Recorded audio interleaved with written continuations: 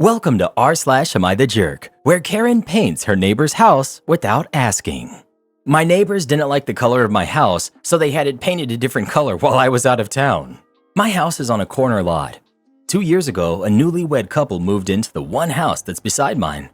Right away, they started making weird comments about the color of my house. It was yellow, and they soon switched to outright demanding that I painted a different color. My house was painted yellow when it was built. I like the color, and there is no bylaw against it or anything like that. They've even called the police on me about this, as well as the city, both of whom told them to buzz off because I hadn't done anything wrong and there was nothing they could do. They also tried suing me in court. The suit was thrown out, and they had to pay my legal fees, and getting our other neighbors together to form a homeowners association in the hopes that eventually I could be forced to paint my house a different color. Our other neighbors also told them to buzz off and that they basically alienated themselves from everyone else in the neighborhood at this point. I recently had to go out of town for something. I was gone for 2 weeks. When I got back, 2 days ago, my house was gray. Seriously, I actually almost drove past it because I'm so used to it being yellow. I knew immediately who was responsible, but when I went over and knocked on their door, no one answered.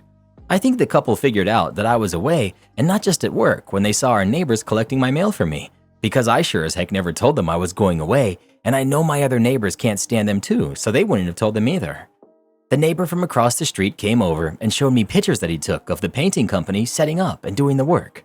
He said he and the other neighbors called the police, but the painting company had a valid work order and had been paid, so the police couldn't do anything about it. He also talked to them about it, but because they were paid to do the work, they said they had to do it to avoid being sued. I called the painting company to get a copy of the work order, and it was in the name of a Miss Jane Smith and was paid for in cash. A red-headed woman and her red-headed husband came to the company to hire them. My neighbors are both redheads, saying that they would be out of town and would like their house painted while they were gone. They gave the painting company pictures of my house taken from the street. I have a surveillance camera at the front and side doors and in my backyard because I work shifts, and as a woman living alone, I don't want some stranger breaking into my house and waiting to ambush me when I get home. My neighbors never set foot on my property at any time, so they can't be charged with trespassing, and they didn't do the painting, which was actually done properly. When I called the police, they reiterated that since the painters were hired, had a valid work order, and were paid to do the job, they can't be charged with trespassing because it was reasonable for them to not know, and they were acting in good faith and didn't cause any physical damage to the house. Also, the neighbors can't be charged with trespassing or vandalism because they didn't come on my property or touch the house themselves. I don't know if I can sue anyone because there was no actual damage or harm done to me or my house. My neighbors still have not answered their door or shown themselves. I am so ticked off because I liked my yellow house and I can't believe how crazy that they've been. I wish I could show a court or a city council how psycho that they've been over this. I want to know if I have any recourse or if I can do something to get them to pay to paint the house back to yellow. Does anyone know what I can do to get them to fix this and paint it back? Edit. I live in the state of Louisiana. Call your homeowner's insurance. File a vandalism claim. Insurance company pays you. Paint your house back to yellow. Give insurance company all the information and let them sue them. This is why you have insurance. They defaced your property. That's vandalism. Depending on how much it costs to fix, it may be a felony. You also have damages. The cost of painting your house back to the color you like. The principle applies to someone who paints a beautiful mural on a drab gray wall. That's still vandalism, even though in many respects it's an improvement. OP. The neighbors paid $4,000 in cash according to the painting company. Am I the jerk for insisting to my husband and his parents that I need help with our kids and we need to hire someone? My husband and I have 3 kids in our home. My stepdaughter is 9. I've known her since she was 2, and I became her stepmom when she was 4. We also have a 3-year-old son and a 10-month-old daughter together. To give some background info first, my stepdaughter's mom was not in the picture when I met my husband. She never wanted to claim any parental responsibilities, and when I met my husband, his ex had accumulated a lot of child support debt and had not seen my stepdaughter since the hospital. I signed up for being a second parent, and I love my stepdaughter, and in my heart, I consider her one of my kids just as much as my biological kids. We had such a good relationship. She would sometimes call me mom, sometimes my name, but she'd always say my husband and I were her parents, and she adored her brother when he was born. Over 2 years ago, her mom came back into the picture and said that she wanted to see my stepdaughter. My husband said it would need to be a gradual thing, but my stepdaughter had a right to know her. His ex didn't like that and sued for full custody, and yes, after having nothing to do with her for 7 years. She lost, but this started us on a step-up plan for her to gain some custody. It's been horrible. My relationship with my stepdaughter suffered badly because of all of this. Her relationship with her siblings also has suffered. She's rude to me now, refuses to listen to me, and rejects the three of us. It's always worse after she sees her mom. My husband took this issue to court, and the judge made it clear he will never sever the relationship between mom and daughter, no matter what. I'm struggling. If I give her the time and attention needed, it comes at the cost of our other kids. But if I'd focus just on them, it's not giving her the time and attention she needs, and the counselor told us that she needs to see I'm not going anywhere. She really emphasized this was important. The counselor even spoke to the judge, a different one this time, and the judge said he was going to follow the previous judge's decision that contact is never to be severed between mother and daughter. My husband brought this issue back to court because it was getting worse. So now we're at a point where I can't even be in charge of all three of them at the same time all day, especially now that school is out, but even during school time it's too much. I told my husband we need to hire some sort of helper for me with the kids. He was against it and told me it was a big expense after we spent a fortune on court and therapy. His parents heard us talking about it the other day, and they jumped in to say I wouldn't do this if all three were my biological kids, and I just want to pawn my stepdaughter off on someone else. I insisted this was not true to all three, and I insisted I needed help because the kids will suffer in the long run, and so will my mental health. My husband felt guilty because I got very emotional, but his parents said I just proved I wouldn't do this if they were all really mine. Am I the jerk? Not the jerk. It's clearly apparent that the ex is turning the kid against you. Not the jerk. But where is all the back child support? That's 7 whole years she didn't pay a dime, so that money would certainly hire an extra hand throughout the day. OP. It hasn't been paid. She doesn't have a job that we can tell and appears to be living off her parents and has no income to garnish or anything. It's very frustrating, but she still owes it and owes current support too, which also hasn't been paid despite being in court for that as well. Not the jerk. You need the help. You asked for the help. Even when the kids are biologically yours and they're having behavioral difficulties, it's okay to ask for help. Ask them what happens when you tire of this and do end up leaving. Is that helping the stepdaughter, or will your husband just have 2 other kids he now has to make time to see with no help? Would she then have to go to her mother full-time like she wants? That poor girl will be in for a world of hurt if you decide the juice isn't worth the squeeze and you end up resenting her, which could easily happen over time. That always seems like it will never be the case, but sometimes it just is. OP. I know, and it worries me that I will end up so worn down that I won't have anything to give to any of the kids. I can feel it coming already some days.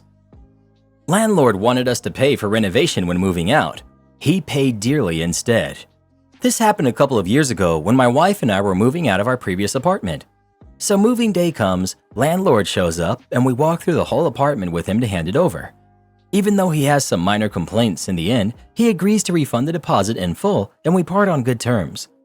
A couple of days pass and we get a long, angry voicemail claiming he was renovating and notice that the room that was my former office smells really bad, claiming our cats have urinated in there repeatedly and we would need to come back and renovate the room ourselves, or otherwise he'd get a health inspector, contractors, etc., all on our dime to fix it. And he means tearing down the wallpapers, replacing the wood flooring, painting the walls, etc. My wife and I are dumbfounded. We do have cats, so we don't dismiss it outright, but we realize that this is basically impossible, as I use the room every day and we had the apartment professionally cleaned before handing it back, and there's just no way that what he's describing was there when we left. Maybe it was a raccoon that got in during the days the apartment was empty or whatever, but it wasn't our fault either way. So we call him to let him know that we won't cover it, and he gets really nasty, making all kinds of claims about the state of the apartment, about how he would twist everything and how he would make sure that we pay for this. After 10 minutes of back and forth, I just hang up on him. Expecting a massive bill to arrive at any point after this left us anxious and really started to mess with our heads during this time. And of course, we don't get our deposit back either. Because of this whole ordeal and seeing my wife being worried about all of this, I start to become really angry and dive a little deeper into our options. I discover that where we live, if a landlord does not formally claim a reason for holding back a deposit within 6 months of the end of the lease, they are by law required to refund it. So I figured that revenge is a dish best served cold, and we just need to wait it out for another 3 months or so, and after that, it's our turn. I calculate the exact date when the 6 months have passed, and 1 day later, just message him to please refund the deposit within 2 weeks. He just replies, Yeah, sure, buddy. So we wait. No money comes. Then we sent a formal letter setting a second deadline. Again, nothing happens. I was actually hoping for that this time. So we hire an attorney and let her collect the money on our behalf. The landlord starts claiming all kinds of ridiculous damages, etc., which would let him keep the deposit, which the attorney simply dismisses as the time for claims has passed.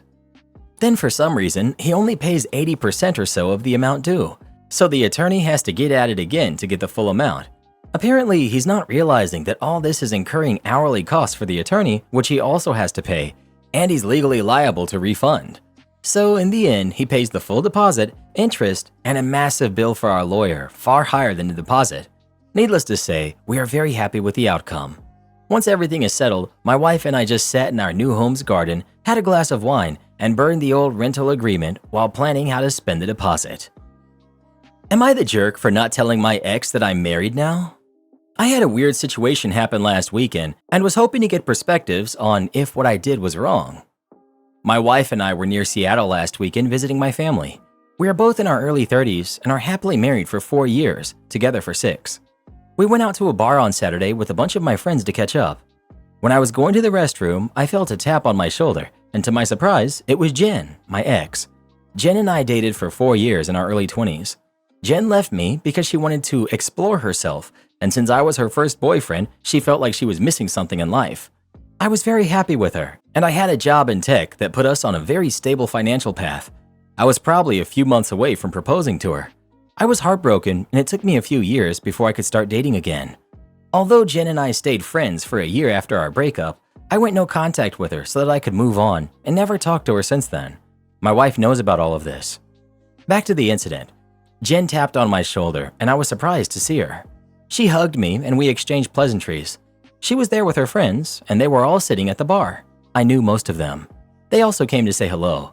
We chatted for a few minutes before I felt like I needed to end the conversation. We mostly talked about what I was doing back in my hometown and how we've been.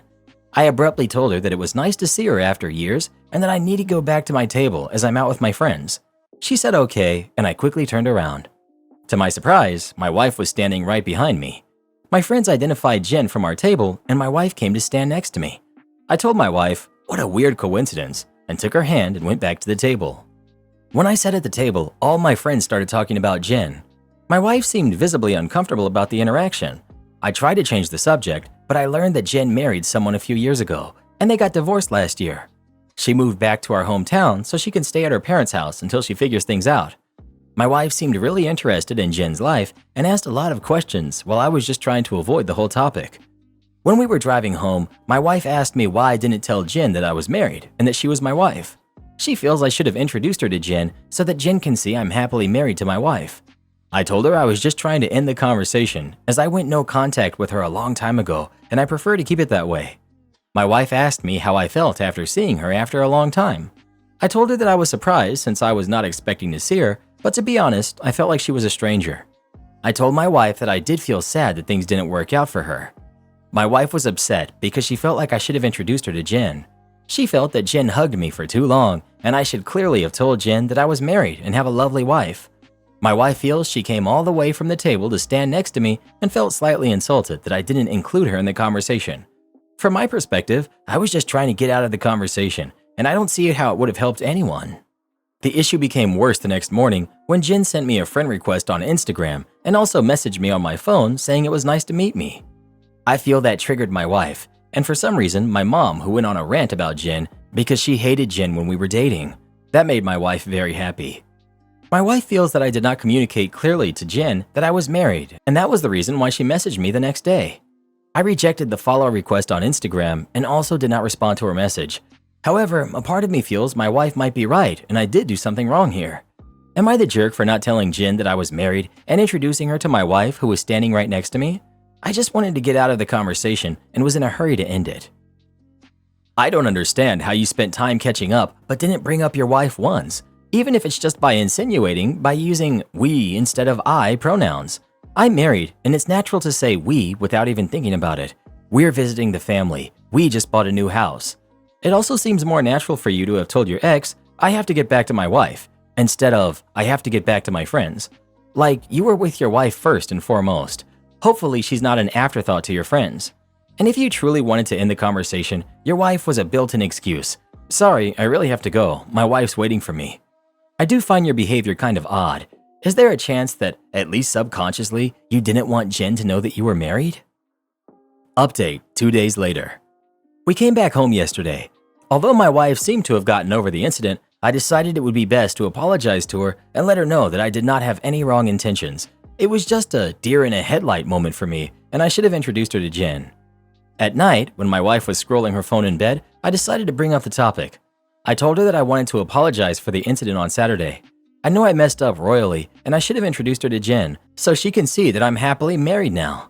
I told her that I was just surprised to see her, and I really wanted to get out of the conversation as soon as possible. My wife said it was okay, and she saw how flustered I was when I was talking to Jen. She said that when Jen saw me and hugged me, everyone at the table started staring at us. One of my friends, Rita, made some scandalous comments regarding why Jen is doing schmoozing with me. My wife had never seen Jen's picture and took her a while to realize that it was Jen. She thought she would stand next to me, and once I tell Jen that I'm here with my wife, she would leave me alone. However, when she stood next to me for more than a minute, I didn't notice. Jen noticed her and gave her a dirty look. Once I turned around to go to the table, she was hoping I would introduce her to Jen, so Jen would know she was my wife and not some random girl standing next to me. However, I just hurried back to the table with her. I again apologized to her and told her that from my perspective, I was just trying to finish the conversation and get back to the table. In hindsight, I should have done what she said, but I froze in the moment and was not thinking straight. She again asked me why I was acting so weird around Jen. I wish I had a better answer, but talking to Jen just felt wrong, and all I was thinking was I needed to get back to my wife. I asked her if she felt bad that I was talking to Jen or that she hugged me. She told me that she has always been curious about Jen since I was so close to marrying her, and when she saw me around her, she felt I was still acting like how someone acts around their crush. Moreover, she saw Jen and realized how beautiful she was and felt insecure in that moment. My friends making a big deal out of it didn't help either. She asked me if I ever wished Jen did not break up with me. I told her that if I had a time machine, I would wish 100 out of 100 times that Jen would break up with me so that I got to meet my wife and build such a beautiful life together. This made her smile and she gave me a big hug. I asked her if I should message Jen and let her know that I'm married. She said there's no need to do that since my profile picture on messages is a picture with my wife, and Jen should have seen that already. Also, my Instagram is public with a lot of pictures of my wife and me, so she asked me just to ignore her messages and get on with our lives. Again, thanks to everyone for being so brutally honest, as I would expect from Reddit. Am I the jerk for disinviting a friend from an event after she gave my ticket to her sister? Back when Taylor Swift Era Tour tickets were released, my friend Sadie said she would grab us tickets and not pay her back. She made concrete plans and I was excited. I've been a Swiftie for years, but haven't seen her live. I had to sell my Rep Stadium Tour tickets back in the 2010s because I needed the money to help with my mom's medical bills. I booked the hotel. This past weekend, I was having a little get-together for a bunch of friends, and Sadie was of course invited. At some point, she pulled me aside and told me that she had news. She's leaving in September. I was heartbroken. We've been friends for years, and I love spending time with her. I got weepy, and I hugged her a bunch, and I said that we needed to get all of our thrifting trips in over the summer and hang out as much as we could. Then she broke the news that as a way to bond with her sister before she left, she was going to be taking her to the Eras Tour instead. I didn't know how to react. She stood in front of me and Venmo'd my payment back. She was like, "I know you understand."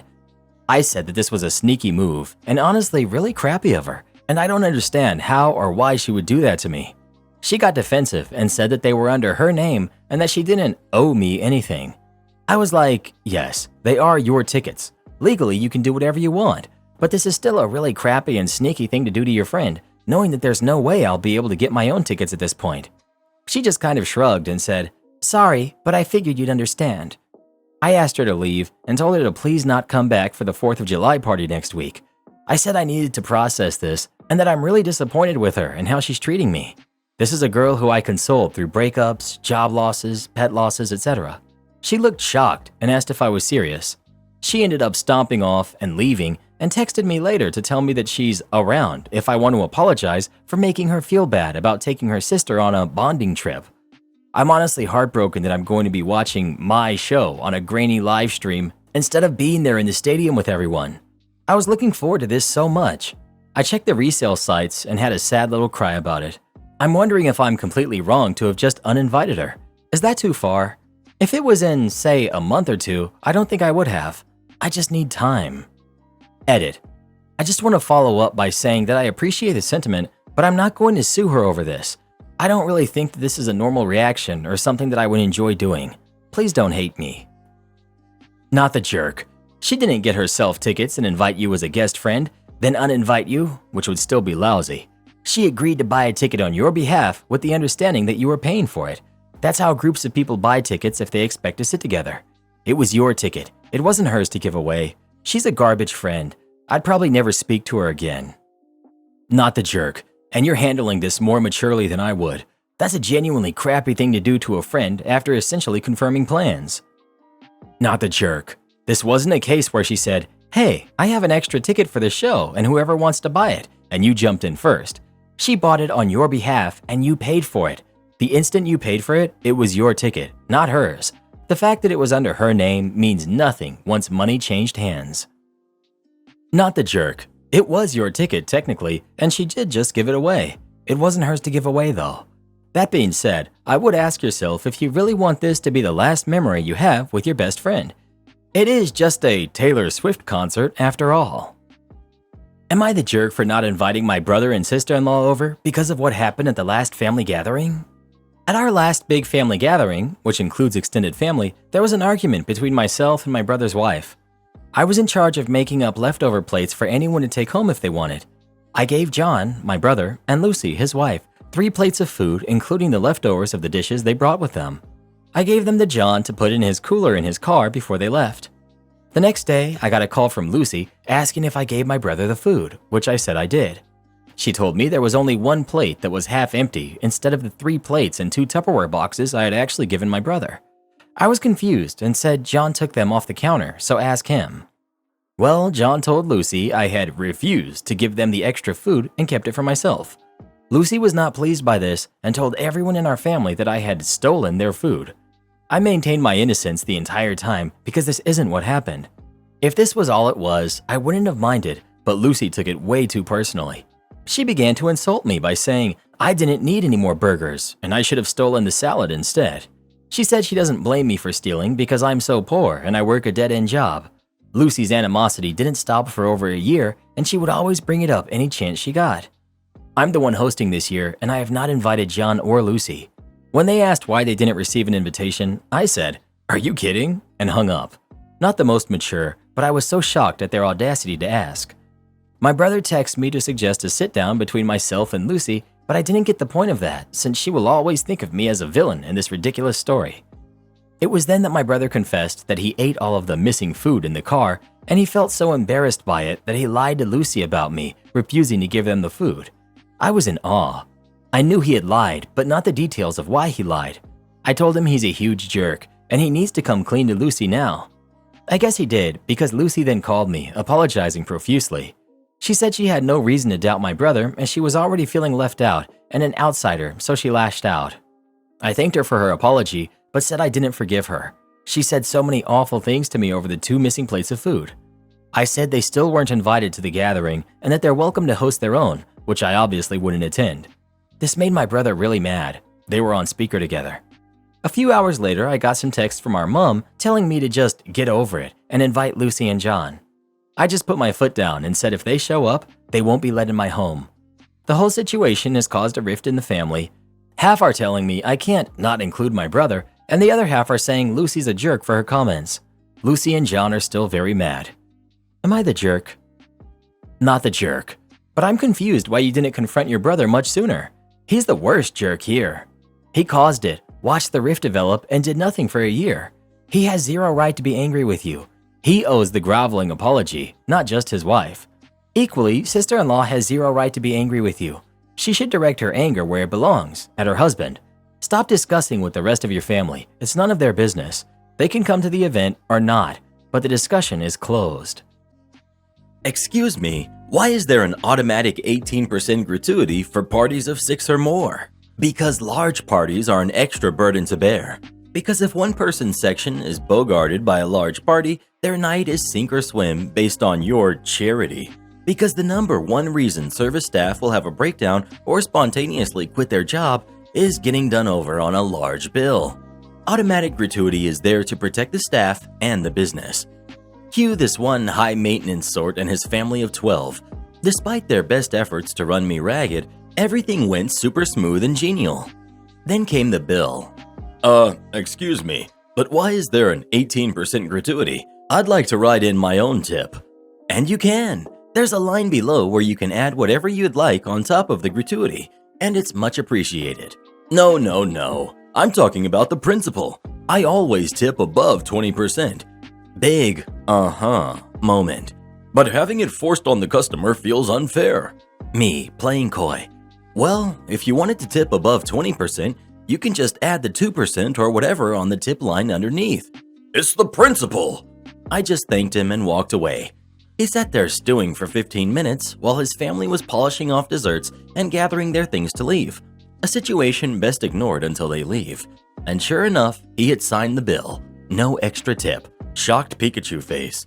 But managed to write out an entire novel on the front and back of his bill, addressed to the owner, detailing why automatic gratuities are the worst thing ever and how much more he would have tipped if it wasn't an imposition. Basically could have just written underneath, "Too long didn't read, I'm a cheap jerk." One of my first service jobs was at a corporate place where the gratuity was conditional on large parties, and at best, you could only ask the party for permission to apply it. Most said sure, fine, but of course. So one night, my entire section is cordoned off for a large party of 20, mostly teenagers, and they did that obnoxious crap like ordering steaks well done, eating half of it, then complaining they want a new one, or asking for extra drinks when I was explicit about no free refills, but still complaining when the bill came, etc. I was gutted because I knew what was coming with the $400 bill. Hey, you guys cool if we add a gratuity? What's that? It's an 18% tip added to the bill to ensure staff. Nah, it's cool. We got you. Long sigh and head down in shame. They left me $15.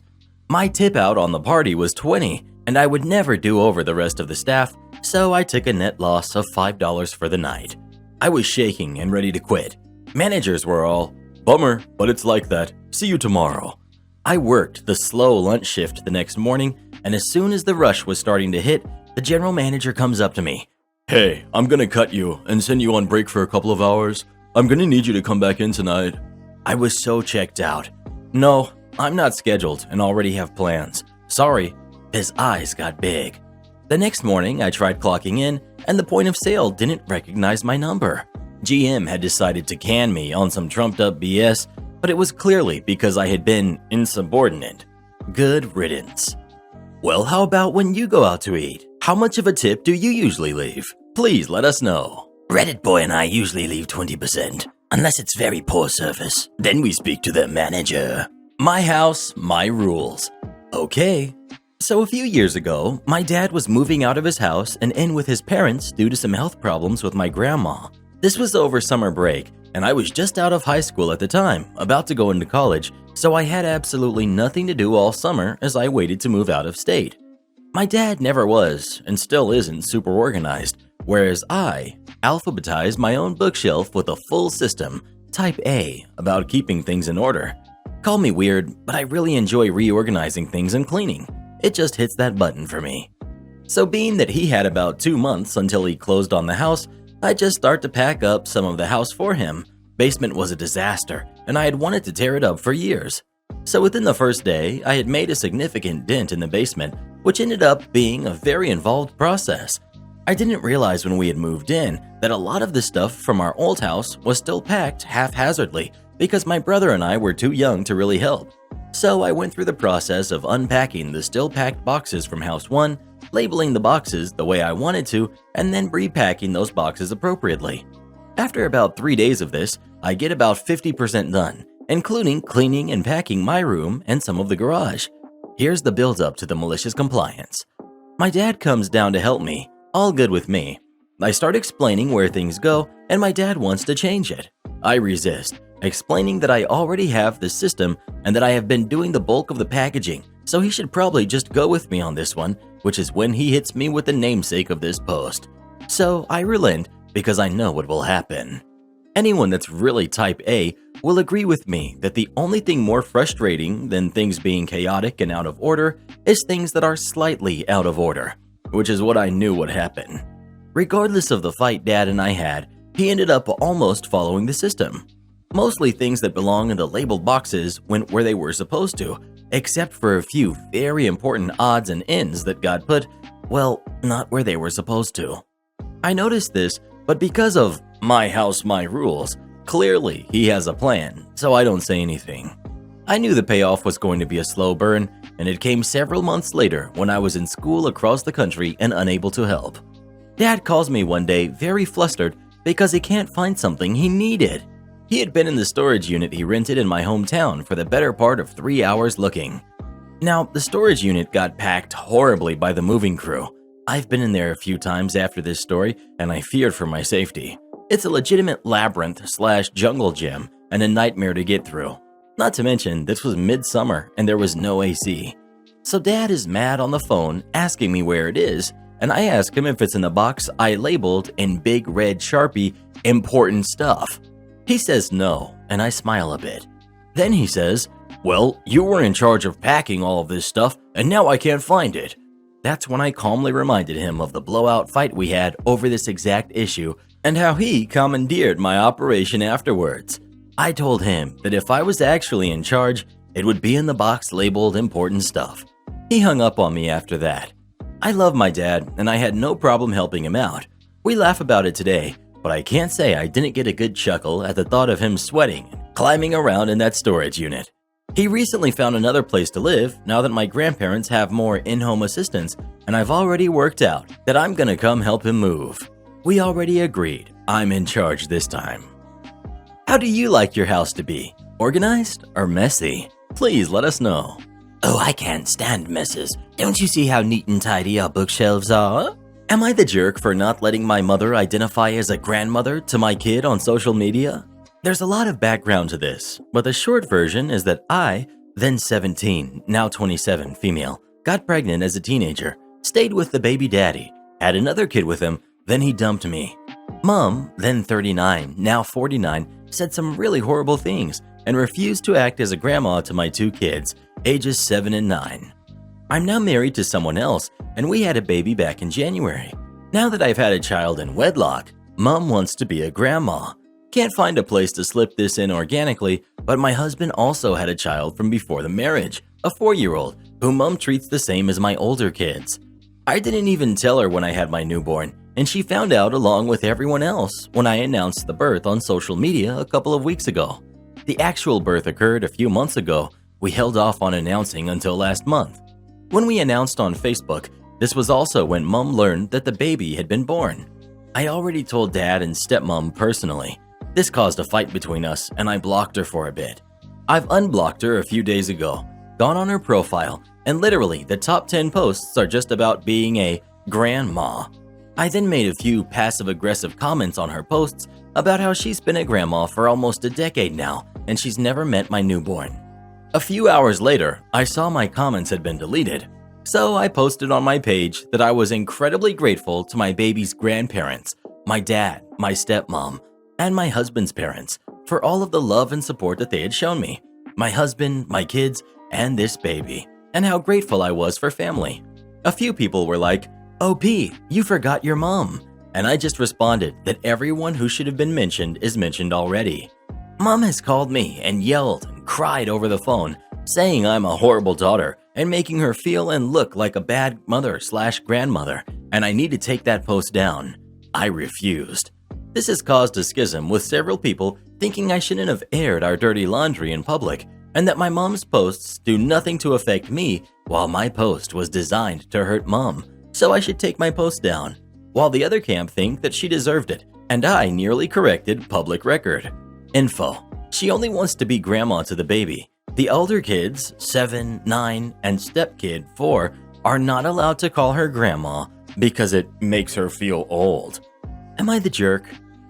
Well, who do you think is the jerk? OP or her mom? Please let us know. When is grandma's birthday? Maybe we can get her a heart. French Karen upset I speak English in England. I work at a company that has over 300 sites globally. I work in the only plant in the UK. We have 22 people who work here. I was asked to join a call with our other European sites as I also speak German fluently and can understand and speak Italian to a level about the industry I work in. So we have this call and we have English, me, Greek, Turkish, Romanian, Italian, German, Spanish, and French on the meeting. Everyone at the other plants has management and can all speak English. Italian and German is broken English, hence why it's easier for me to be on it and translate if they struggle understanding anything in English. So we go about the meeting and German starts talking to me in German. I'm translating and it's all going well, and we all know each other well as we've regularly visited each other's plants. Apart from France, they have a new woman, Karen, who keeps trying to be the center of attention. She's been speaking fluent English all through the call so far. I'm translating the German and Italian. It's all going well. Until Karen starts speaking French. I told her I didn't know French. It's already confusing enough with 3 languages. The conversation goes as follows. Karen, what do you mean? You're the translator. Me, no, I'm a chemist. I know German fluently and Italian to a level. It's relevant to this call. Karen, well, why are you making me speak a second language but learning everyone else's? Me, I'm doing the company a favor. Otherwise, they would have to get a translator. Oh, I get it. It's because I'm new and I'm a woman. Me, I'm also a woman. No, I just never learned French. Oh, so it's a personal thing now? Me, you speak English. You don't need it to be translated or it to be all about you. Karen hung up. Next day reported me to HR for bullying. I don't think she realized that the call was recorded, so I sent a copy to HR. Unfortunately, at my company, you have a 6-month probation. This happened at 3 months of her being here, and throwing out stupid accusations like this means you're probably not going to make it. Am I the jerk for calling my mother-in-law toxic after she ruined my birthday unintentionally? For context here, I, male 28, and my husband, male 30, have been married for 3 years and we've been friends for even longer. When I was 18, so I know his mother very well by now. She's a bubbly person and enjoys being the life of the party. I always thought well of her, and she was supportive of our friendship and there for me through a rough patch. My parents aren't the best people in the world, long story short. However, things got strained when we entered a relationship in our early 20s. My husband is her only child. She had him young, and his father was out of the picture before his birth. So it really had just been them for most of his life, really. I think she suddenly felt like she was losing him when we announced we were together, and later on that we were moving away from the small city we grew up in. Even though I've always made the effort to get along with her and encourage him to spend time with her, because sometimes he's reluctant. Anyway, I've noticed a pattern of behavior that has progressively gotten worse, especially since we got married and during the wedding process. Passive-aggressive behavior against me for the smallest things. I didn't know his coffee order once, and she joked that if I didn't know him well as her, why was I with him? Like, what? And one big example, she made a crude speech at our wedding, one implying I had cheated on my husband. I have several close male friends, but that's all that's going on there. Though she brushed it off as a joke at the time. You get the gist. I always try to ignore it, and my husband doesn't seem to want to confront it either. Because of lockdown, I had a low-key birthday, just a very small gathering with drinks in the back garden. However, that day she complained repeatedly through text that she wasn't feeling well, but insisted it wasn't lockdown related and described her symptoms in detail, stating she felt it was anxiety related and that she had to come to the party. Living alone is making her stir crazy, which I get. So after the cake, I was talking with my husband and my mother-in-law just faints. It was awful. The whole party stopped, but it was odd. She woke up really quickly and seemed fine. But after that, she wouldn't let my husband leave her side, but refused help. I got frustrated because why did she have to come if she felt unwell? I made one comment about her maybe staying home next time, and she went off, saying that my tone was off and I'm trying to isolate her further during a lockdown. I said, no, you're now putting words in my mouth and you're toxic. It just burst out. I tried apologizing. My husband just stood there and said that maybe we both needed to calm down and enjoy the party. But my mother-in-law said she should go home if I didn't want her there anyway, and did exactly that. Things have been tense since. She's texting him a lot, but I've ignored her. I needed to collect my thoughts. Was I the jerk for lashing out at her? Well, who do you think is the jerk? OP or mother-in-law? Please let us know. Definitely mother-in-law, as usual. She told me to do exactly what she says, and I did. I'm a secretary for a medical facility that funds other medical institutions. I'm also responsible for their travel to conventions and conferences. There is a very large and very highly attended conference held each year in which our medical professional staff are invited as presenters. One such Karen-esque presenter just had to be incredibly difficult, as she feels she is above us and never lets us forget it. As a presenter, they are given certain hotels that are reserved for them at a reduced rate. However, most are nowhere near the convention site, and they end up paying a crap load of money for cabs. No Uber at the time. I set up the travel for at least 10 folks when I realized that by a loophole, I can book them into the hotel where the conference is held. So I do that instead of allowing the conference coordinators to book them in heaven knows where at the last minute, which they are prone to do. Karen comes up to me and demands that I only book her into the hotels listed by the conference coordinators, and if I don't, she will have me written up. So that's what I did. The day before they all leave for the conference, which was clean across the country on the West Coast, Karen found out she was not only the only one not booked in the conference hotel, but she was 9 miles away near the airport. And no, there were no more rooms available at the conference hotel. She was hopping mad and stormed to my desk screaming about me putting her in a faraway 2-star hotel. I looked at her and calmly stated that she was in one of the 3 hotels the conference coordinators reserved for her, and she distinctively instructed me to only select those hotels and nothing else. She ended up spending more than $70 in cab fare to and from the hotel to the venue, while everyone else only had to go downstairs from their hotel rooms. She almost missed giving her presentation because she was late. After that, when I booked everyone for a trip, Karen no longer demanded I give her special treatment and lets me use my judgment when booking hotels. Am I the jerk for suggesting my wife take our kids strawberry picking when she's allergic to strawberries? My kids are craving to go strawberry picking at a local produce farm. I was going to try and take them, but I'm an ICU nurse and I work from 6 a.m. to 6 p.m. Monday through Friday and on weekends, so I'm tired and I can hardly move. I've been trying to get my wife to take them, but she refuses because she's allergic. The thing about her allergy is it only takes effect if she actually eats a strawberry. She can hold strawberries, she can breathe in their scent, she can touch them, and she doesn't suffer anaphylaxis, she just gets a rash that goes away with Benadryl within 1 day. So she refused to take them for that reason. The thing is, the kids are cooped up all day long. They're doing online homeschool from 7 a.m. to 1 p.m. and after their school day is over, they can either play in the house or in the yard because my wife won't take them anywhere. My wife is an extreme introvert and homebody, and her idea of a great day is sitting on our covered porch with a book or a sketch pad and a cup of coffee. My wife can easily spend an entire day in the same spot on the porch. She hates bugs, she hates dirt, she hates plants. When I take the kids on our annual hike and camp trip over the summer, she refuses to go. The kids always miss her and wish she'd go with us to share the experience. So I'm at work right now, and my son called me and asked if we were going to go strawberry picking this weekend. Unfortunately, I'm going to be stuck all weekend at the hospital because we've got 2 nurses out sick and someone needs to be there to take care of people, and I'm a head nurse, so I need to be there. I told him to put Mom on the phone, and I tried to convince her to take them today. It's a gorgeous day. She said she was just sitting with a book and some Netflix, and the kids were playing a board game. I asked her why she couldn't take them. She said she didn't want to be around the berries in case she gets a rash. I told her there were plenty of Benadryl in the house, and we have latex surgical gloves in our bathroom first aid kit that she could wear, and she doesn't even have to touch the berries if she doesn't want to. But come on and just take the kids. They're bored and unhappy. She told me I was being a jerk and trying to get her hurt, and if I cared about her at all, I wouldn't try to get her to do this. She hung up on me and hasn't returned my calls. I'm taking a 5-minute bathroom break to create an account here and post this to get some opinions. Am I the jerk? Edit.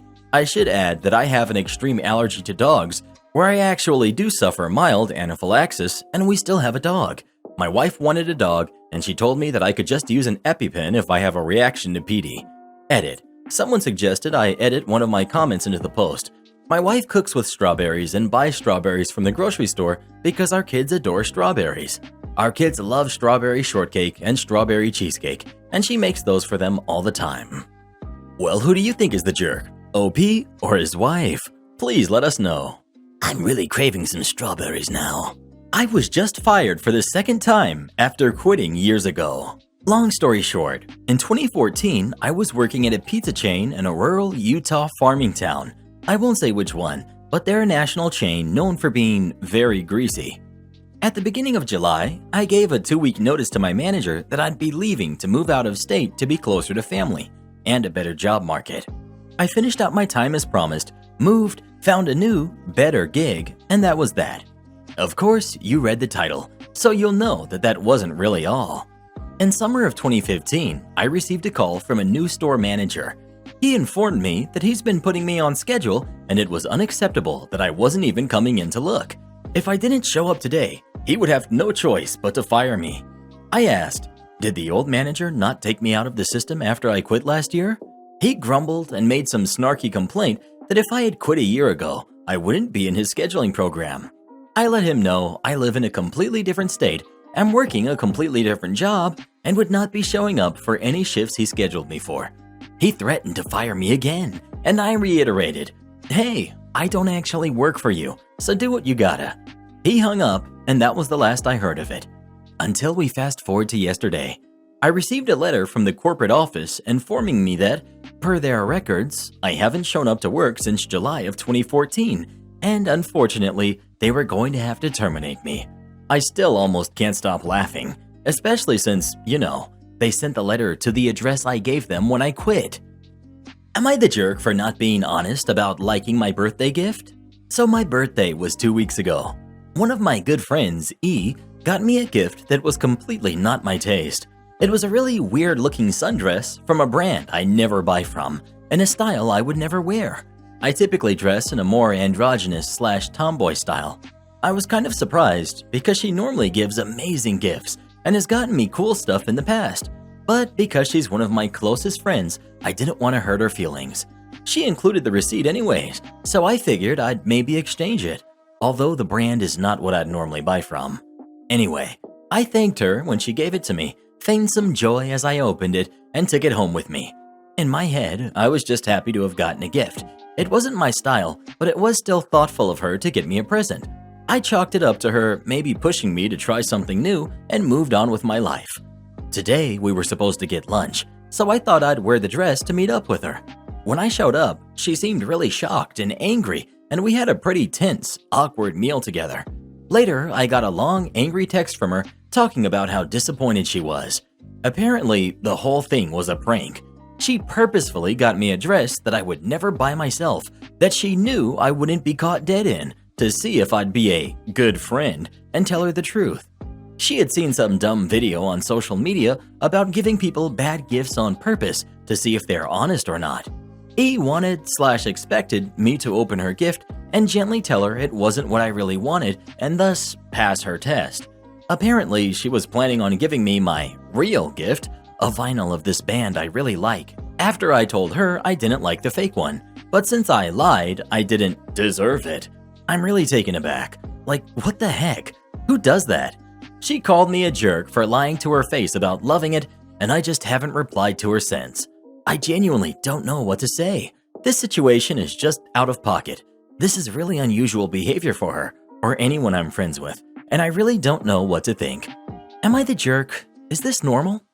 Well, who do you think is the jerk? OP or their friend? Please let us know. And this is why TikTok challenges must be stopped.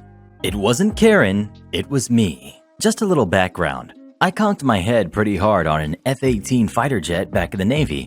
I currently have some mild memory problems and kind of go into phases where I'm awake, but I can't really tell what I'm doing. It's an odd sensation when I'm tired or didn't eat well. I just go into this phase where I'm physically competent. I could juggle knives and tightrope, but not tell you how many fingers you're holding up or repeat your name when you tell me to my face. All this being said, it wasn't nearly that bad, which makes me feel terrible. You see, I'm 6'7" tall. I wear my hair very short, so the massive jagged scar on my head is very visible. Until people hear me talk, they usually shuffle away from me and hold their purses, kids, or whatever closer, and try to stand near someone else. It's a little offensive, but I can't blame them. Books and covers and all, but I do look like a bad guy. Now, this story is simple. I was running out of food in my fridge, and I just got off a 12-hour shift. I didn't need much. It might sound gross, but a super easy fast food is hummus and hot dogs. If you get the higher quality hot dogs, slather on some hummus and a line of mustard. It's great, but still clearly bachelor food. So I go to this place that sells bulk food, mostly for mom and pop restaurants or big church events, that kind of stuff. I go there because you can get these great hot dog buns, $3 for a 24 pack. Then you get like half a gallon of really good hummus for $15. It's great, but I almost instantly made a horrible mistake. I came in, and just 20 feet in and to my left is the bread and the buns. I come in and notice a woman. It's been a long day and I'm very hungry, so I only vaguely notice she's wearing mild business attire, just like the employees, and some sort of blue apron, just like the employees. And to top it all off, she's in front of the hot dog buns, shuffling buns off of her cart and onto the shelf. I walk up and grab the last bag of hot dog buns on her cart and loudly, playfully announce, "Yoink!" She turns around and stares at me as if I just stole her purse. Something triggers inside me, and I know something's wrong. I'm still trying to keep up my happy tone, despite how tired I am, and it takes me a full 5 seconds of this poor woman staring at me, worried and almost shivering, when I finally notice. Her cart has eggs, milk, frozen items, energy drinks, and a few other various items in smaller amounts, and her purse is on the cart, and the apron is actually a blue stripe on her shirt.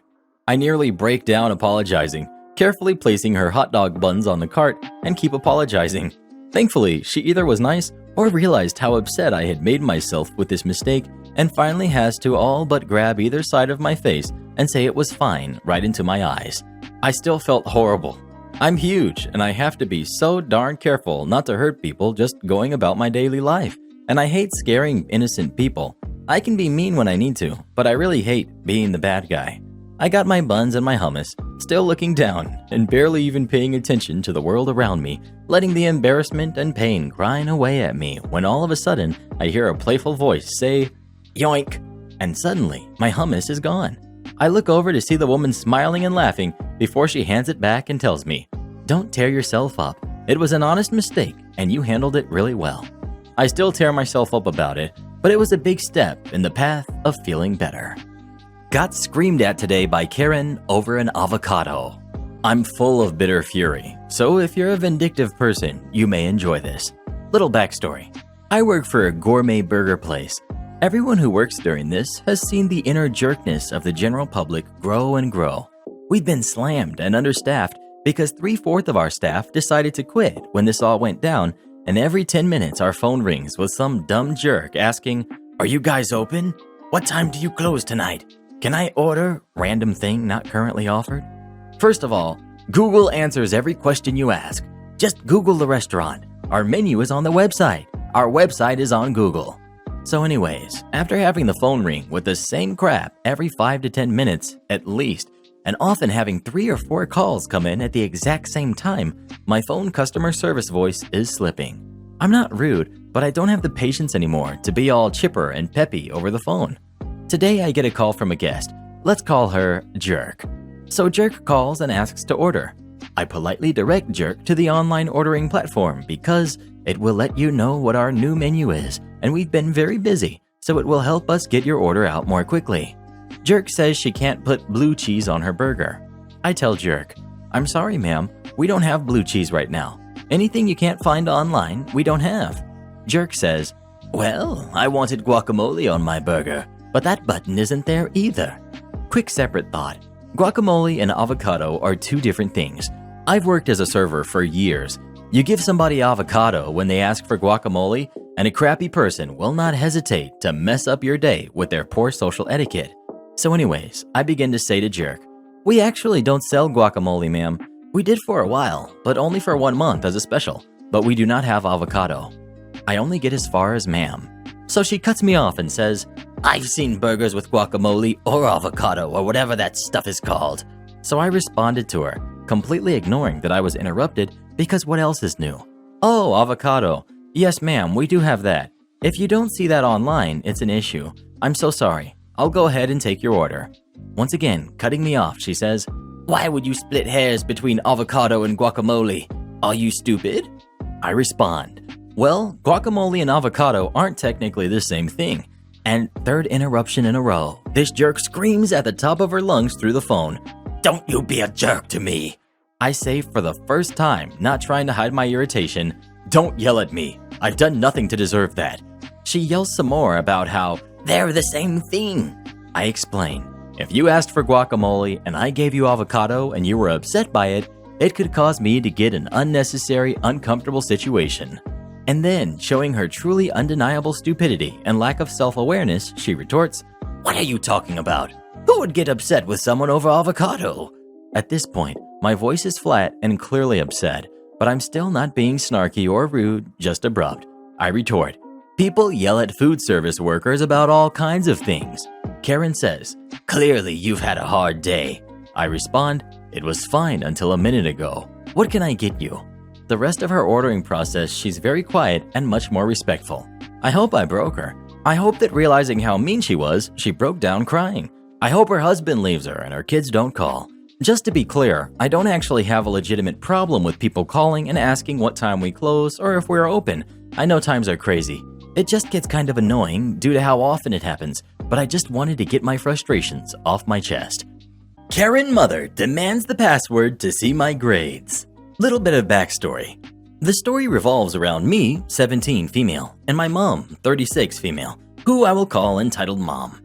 Entitled Mom and my dad went their separate ways when I was very little. They weren't married, and I went to live with my grandparents on my dad's side. Entitled Mom would sometimes spend a few days with us and then go who knows where. Around 2 years ago, she left and didn't come back. I see her maybe once a month. In my country, we have a website that shows your grades, exams, and stuff like that. You have your email and a password. I never gave Entitled Mom my password because she never asked for it, and I didn't think that she'd even need to see my grades. No one except me has my password. So I was doing my homework, and I got a call from Entitled Mom. That's rare, so I picked it up. This is approximately the conversation. Entitled Mom. Hey, OP, how are you? Me. Good, how about you? A little bit tired, but fine. Me. Good to hear. Do you need anything? Entitled Mom. Well, I just wanted to know how you are and ask you to give me your password to your grades. Me. What? Why? I lost the password I had, so can you give it to me again? Me. What are you talking about? Why do you even have my password? Well, you typed it in on my phone once years ago and it stayed there. I changed my phone, so I need you to give it to me again. Me. No, you will not have my password. That's my personal information, and I don't feel comfortable by you looking at my grades and exams. Oh, come on. It's just grades. And besides, I am your mom. I have the right to see your grades. It's not that big of a deal. Me. It is. You can't look at my grades. It's my personal information, and I don't want you anywhere near it. And besides, you aren't really a good mom to begin with. Oh, are we going there now? Well, you shouldn't complain that much. After all, I live the life you wanted to have. A life I wanted? Are you nuts? I can't believe you would say that to a minor. Do you hear yourself? Are you crazy? Why are you yelling? If it's about your grades, me, this is not about my grades. This is about my private information that you have no right to. You are a bad parent, and I'm so ashamed to be related to you. I'm going to change the password, and goodbye. I stopped the call then, and I changed the password right away. This type of conversation is not unusual for her, but she really made me mad. That's all. I just wanted to share my story. What would you do in this situation? Would you go ahead and give her the password or not? Please let us know. I'd give her a restraining order is what I'd give her. Revenge from beyond the grave. Well, beyond retirement. This is not my story. This happened at work to one of the older guys who was just about to retire as I was just joining the company. We were intended to overlap only by a few months. Luckily for me, I worked with him for a couple of years. Background. I worked for a company making test equipment, mostly in the avionics field. We made a test system for an old inertial navigation system. The IST, Inertial System Tester, basically moves the sensor through all of the 3 axes in precise order, speeds and combinations, and verifies that it reads correctly. The test system was ancient. I mean really ancient, even for the 1980s. It had a magnetic core memory, front panel programming, paper tape loader, and a huge hard disk that was massive, bigger than 18 inches, metal plate that held about 1 kilobyte. It was all blink and lichten, clicking and whizzing noises like a futuristic computer from the 60s TV shows. Our hero, who we will call Dave, was the only person in the company who knew how this thing really worked, and he had worked on it for decades. The Air Force was replacing the navigation system with a new one, and so the test systems would be scrapped. Dave had less than 2 years to go before retirement, and so he was on a bit of a shaky peg when the project ended. Dave was also a stereotypical engineer, very good at his job, very low social skills, and brutally honest. He had made enemies, but because the company needed him for the IST, and he knew everyone who dealt with the system from our company to the various air bases and air forces and civilians who used the system, they tolerated his manner. Dave was often called out to bases around the world to help them diagnose a problem. He was very, very good at his job, and the air forces respected him for it. Due to the imminent scrapping of the inertial guidance system, Dave was offered early retirement and took it. As the contract was in its dying days, the project store was emptied of stacks of fan-fold paper, paper tape, and other bits of useless rubbish. Due to his connections, Dave knew that the replacement system was delayed by a year, and so the IST service life was going to be extended. Dave knew this before the company did. Dave also knew that some component suppliers who were contracted to support the IST had stopped production and scraped the old manufacturing kit. This meant that there would be a refurb contract coming to allow the IST to use modern discs to replace the obsolete dinner plate discs. Dave knew this, but Dave retired anyway. That was the malicious compliance. A few weeks later, a contract request came through requesting that we modify the system tester to use a more modern technology, 1.44 megabyte disks, and support the system for another year with options to renew the contract annually. As it was a simple add-on contract, it was agreed with little oversight. Now the panic set in. Nobody knew how to code the system. It was written in Fortran and the 1960s version at that, and also some machine code for an ancient processor that nobody had ever used. The majority of us had never seen the spider's web that was magnetic core memory. We didn't know where the source code had been archived, and we didn't have a paper tape punching machine. We eventually found a printout of the source's code and some handwritten annotations and had no clue if that was the installed software version or not. Config Control Department did not give a hoot about a 60s era system that had remained unchanged for over a decade, and they didn't know much about it. But Dave knew, and Dave was waiting for the phone call to ask. Dave agreed to come back part-time as a contractor at a very high hourly rate for the duration of the contract. The contract was extended another 6 months, sometime after, taking Dave almost to his retirement date, but with a huge amount of money in the last 18 months. I liked Dave. He taught me a lot. We eventually found an old tape punching machine in a local newspaper of all places. They used the tape to transfer the article text from the reporter's consoles to the compositing machine. Just for the geeks, we replaced the huge disk with a 1.44 megabyte disk, basically the same as an Amiga, and a single board computer and some custom electronics, all to pretend that it was an ancient slow disk. Basically, we embedded a computer that was several orders of magnitude more powerful than the host system to pretend to be an ancient slow mechanical drive in a system with a clock rate as slow as a heartbeat. Edit. To clarify on why the system was so out of date, since a lot of people are wondering why. This was a custom project designed to a specific set of requirements. The customer owned a lot of the IP and owned the rights so that we could not sell it without their specific approval. The only people who used it were the armed forces and some civilians that were approved by the customer. We were not permitted to make any changes. The customer operated on a "if it's not broken, then don't fix it" principle. On occasion, the customer would come back and ask for a modification, usually because a part was going obsolete, but the supply of critical parts were ensured by contracting the supply to maintain the supply of doing a lifetime buy of spares. As soon as the contracts ended and suppliers were desperate to dump the old tooling and generally refused a contract extension. To clarify on why retiring was malicious compliance, we went through a lot of compulsory redundancies. The 80s in the UK was not a good time for employment. With the project coming to an end, we knew it, redundancies were coming. If you are 60 plus, you are generally offered early retirement, but if you refuse, you are made redundant. Technically, it is your choice, but you are out either way. Either you jump or we push you. Jumping makes them look better in terms of redundancy totals. If you are made redundant, you are generally not re-employed due to the risk of corporate revenge sabotage.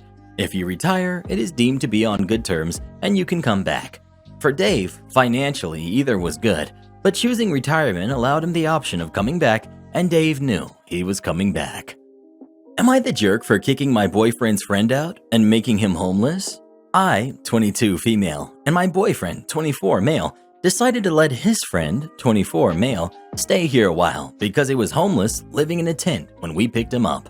The agreement was a few days, but it's turned into a month now. We have a 1-bedroom house and a 3-year-old stepson. It's already cramped. Things were okay, except for the fact that I am a big clean freak. I just like to keep my house clean. I deep clean every weekend. My dishes are done and my kitchen cleaned and wiped down after every meal. My biggest thing is the floors being clean because I hate walking around with no socks or shoes and things getting stuck on my feet. I grew up in a house that was disgusting. My house being messy gives me anxiety because of this. I'm in therapy. He got a job mowing.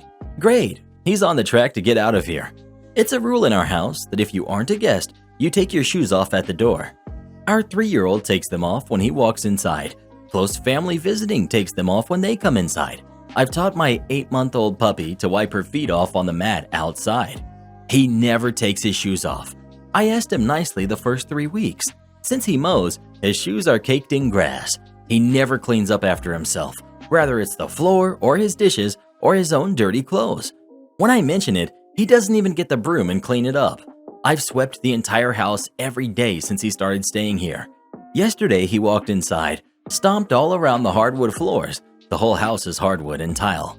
When I came out of my room and saw this, I raised my voice and said, "Walk outside, take your shoes off, pick them up, bring them inside, and put them on the mat. It's not that hard. My 3-year-old and my dog can do it. Why can't you?" He said, "You're going to have to remind me every day because I forget. It's grass. You don't have to be a jerk." I then told him to get his crap and get out.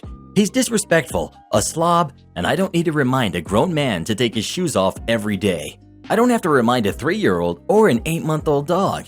He got upset and yelled crap and threw all his stuff outside.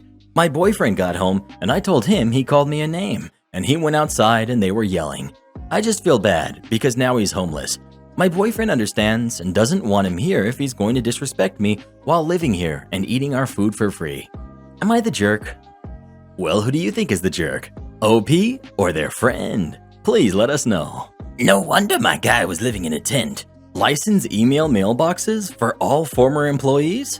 I don't recommend it, but okay. Edit for clarity. Bad IT director had a few nicknames, like IT director, dental commander, IT commando, computer commando, IT Joe, IT boy, hacker god, hacker dude, and IT Bob. These were all real nicknames we gave to the guy as we dealt with his antics. Sorry if confusing, but personally my favorite part of dealing with him. Everyone else as named. A few years ago at my previous job, I was a senior technician at a managed service provider of IT services. We were a small company and were often yes men to just about anybody who would offer us money in exchange to their requests. The owner of our company would not push back against those that made crazy demands, overly cheap, or even overly disrespectful clients. This led us to oftentimes doing tasks out of our normal scope, at cost, and a lot of times being cussed at for no good reason. Our primary services included on-site service and support and cloud hosting of in-house and third-party solutions, one of which was Microsoft 365, which obviously is very commonly used for email services. We would keep living knowledge base pages on each company, their services, environment info, and even policies of which different companies may demand, like only follow through with support requests from office managers, or if admin access is needed for this particular cluster of servers, contact Jim. One of our clients was a dental company that was of decent size. They had about 10 locations and were growing. Customers loved them, and we often took pleasure going on site, as it was heaven dealing with such polite people in contrast to what we had to deal with most of the time otherwise. They would even demand us to have some lunch if we happened to be on site during their Friday luncheon. It was great. They used 365 services and only used E3 licensing for their users, which was total overkill. $20 per user per month when most employees barely even checked email. let alone made an Excel doc. They wouldn't take our recommendation to go use the essentials at $5 per user instead, unless it was an office manager or headquarters worker. Also, they had a decently high turnover rate as it was a college-type town and a lot of students would work there in one of the various positions to make decent pay and good experience while attending school. They would come and go. The IT director, literally only a title anyone can wear nowadays, was pretty bad at his job. Of this company called us one day yelling because there were a bunch of mailboxes that were not licensed. We tried to explain that these were mailboxes that were converted to shared of employees that had left. Doing so allows us to remove the license of the mailbox while keeping all of the mail intact and very easily accessible if we needed to delegate access to someone who needs to review. You basically get to archive the mailbox for free. He barely let us even speak, and the tech who actually took the call was flustered, so I took it over completely. Using my best, well-seasoned customer service charm, I tried to explain to him the same, yet to no avail. They had 180-ish unused mailboxes that he wanted us to convert to a user box and add one of those premium "I'm drinking Stella in a fancy glass" licenses at $20 a pop per month. He resorted to personally insulting me, telling me I'm a tech guy who got promoted too fast and I should try a 4-year school next time, and demanded it be done right away with no specifics on how it be done. Bless your heart, man. Okay, we'll do it. Luckily, we record the calls. Also, I'll make note, this company has a policy that we are not allowed to use PowerShells, which for those that don't know is a terminal that allows us to perform action by command line. We can write scripts for special tasks or even do things in bulk, saving lots of time. I knew this very well, and I begged them repeatedly to let us use PowerShell in the past to no avail. So we ordered pizza in the office and got to work. Converted every last mailbox to normal and licensed it. We even converted a spider into a god as he struck fear in us with his hairy legs and many ears. We weren't worthy. After we finished, we even had a contest to see who could frisbee Office 2003 discs the furthest, since we had a binder full of them, as well as a few other goofy games for about a half hour before we dipped out. It was a fun late night at work in the end. A month or so rolls by, and our accountant had sent out all of the invoices to our customers on that fine second Monday of the month. Our dental commander called us at 12:03 p.m., 3 minutes after he would have gotten his, and he had blown a head gasket. He finally saw the bill for the additional 180 E3 licenses, plus taxes and fees. He was threatening to sue if me and my 2 coworkers or our boss didn't fix it. One thing about our pushover owner is that he didn't take kindly to someone insulting his workers directly, as he took it personally since he interviewed everyone himself. He listened to the call recording after we begged him to do so. He did not like what he heard from IT Commando. He didn't give in, and he even added a little razzle-dazzle that we had never seen before. He even noted that because it was a written policy that we can't use PowerShell, we should have billed the request as a project since they demanded it be done in such a short time and was not a normal support request. In order for us to remove the licenses, they would also have to have this done at the same project rate, and they would have to pay for the bill as well as the 2 projects now, or we wouldn't touch it, period. Our project rate was $125 an hour for junior techs and $175 an hour for senior techs. It was going to be about 2 hours per head, all at the senior rate for each leg of the ordeal, so about 12 hours all in all, as there were 3 of us. Computer Commander didn't know that the owner of his company and ours were moderately close friends for nearly 2 decades, would occasionally play golf together, and whatever company owners do when not at the office. The dental company owner and IT Joe came to our office immediately. Before allowing the discussion to proceed far past hello, our company owner played both calls on full blast over one of those Logitech 2.1 systems. It was loud. Dental company owner was absolutely shocked at what was heard, as this guy was always looked at in high standards. Hacker God was pale white as he sat there and did not move a muscle. He immediately told IT Boy to call an Uber back to the headquarters and to stand by in the conference room. He wouldn't be driving back with him.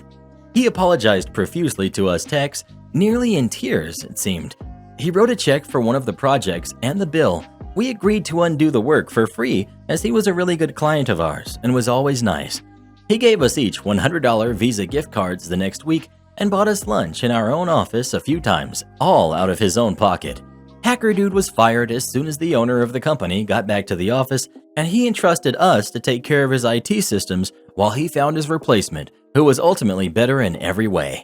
They took every recommendation of ours, including reducing the license types for the majority of their workers, while confused as to why this was ever a debated topic. This is the one company I truly miss at my last job. A good client. Am I the jerk for threatening to move out if our parents have another baby? So I'm 18 female, and my mother married my stepfather about 1 year ago. I have a stepsister, 22 female, and a stepbrother, 14 male. Our parents set us down recently and said they're thinking about having another baby together. Me and my step-siblings were against it. None of us want a baby in the house. Parents said they were going to start trying anyway, so my sister said she's going to start looking for apartments with her boyfriend. I said I would move back to my grandparents' house, and brother said he will move in with his aunt. Well, parents didn't like this and got mad and said we can't control if they want to expand their family or not. We said that we won't stop them, but we don't want to live and help with the baby.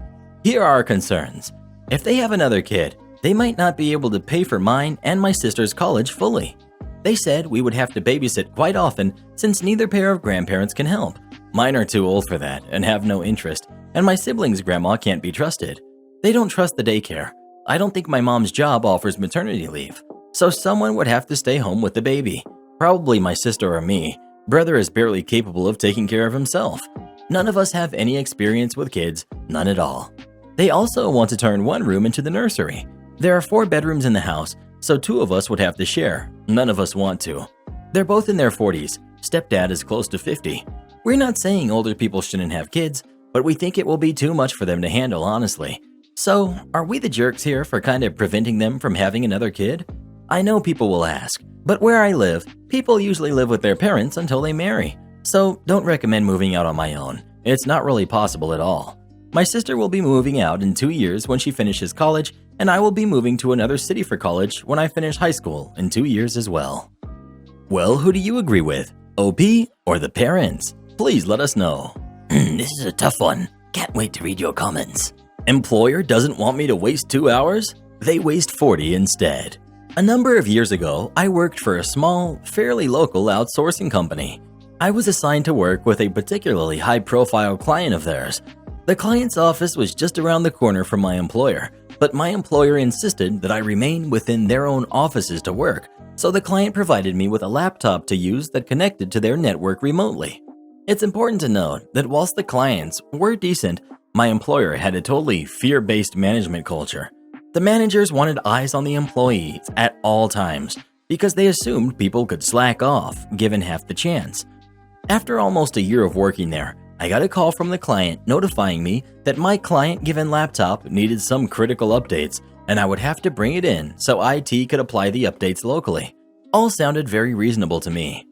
I brought this to the attention of my manager and advised I would be out of the office for a while so I could take my laptop to the client site around the corner for critical updates.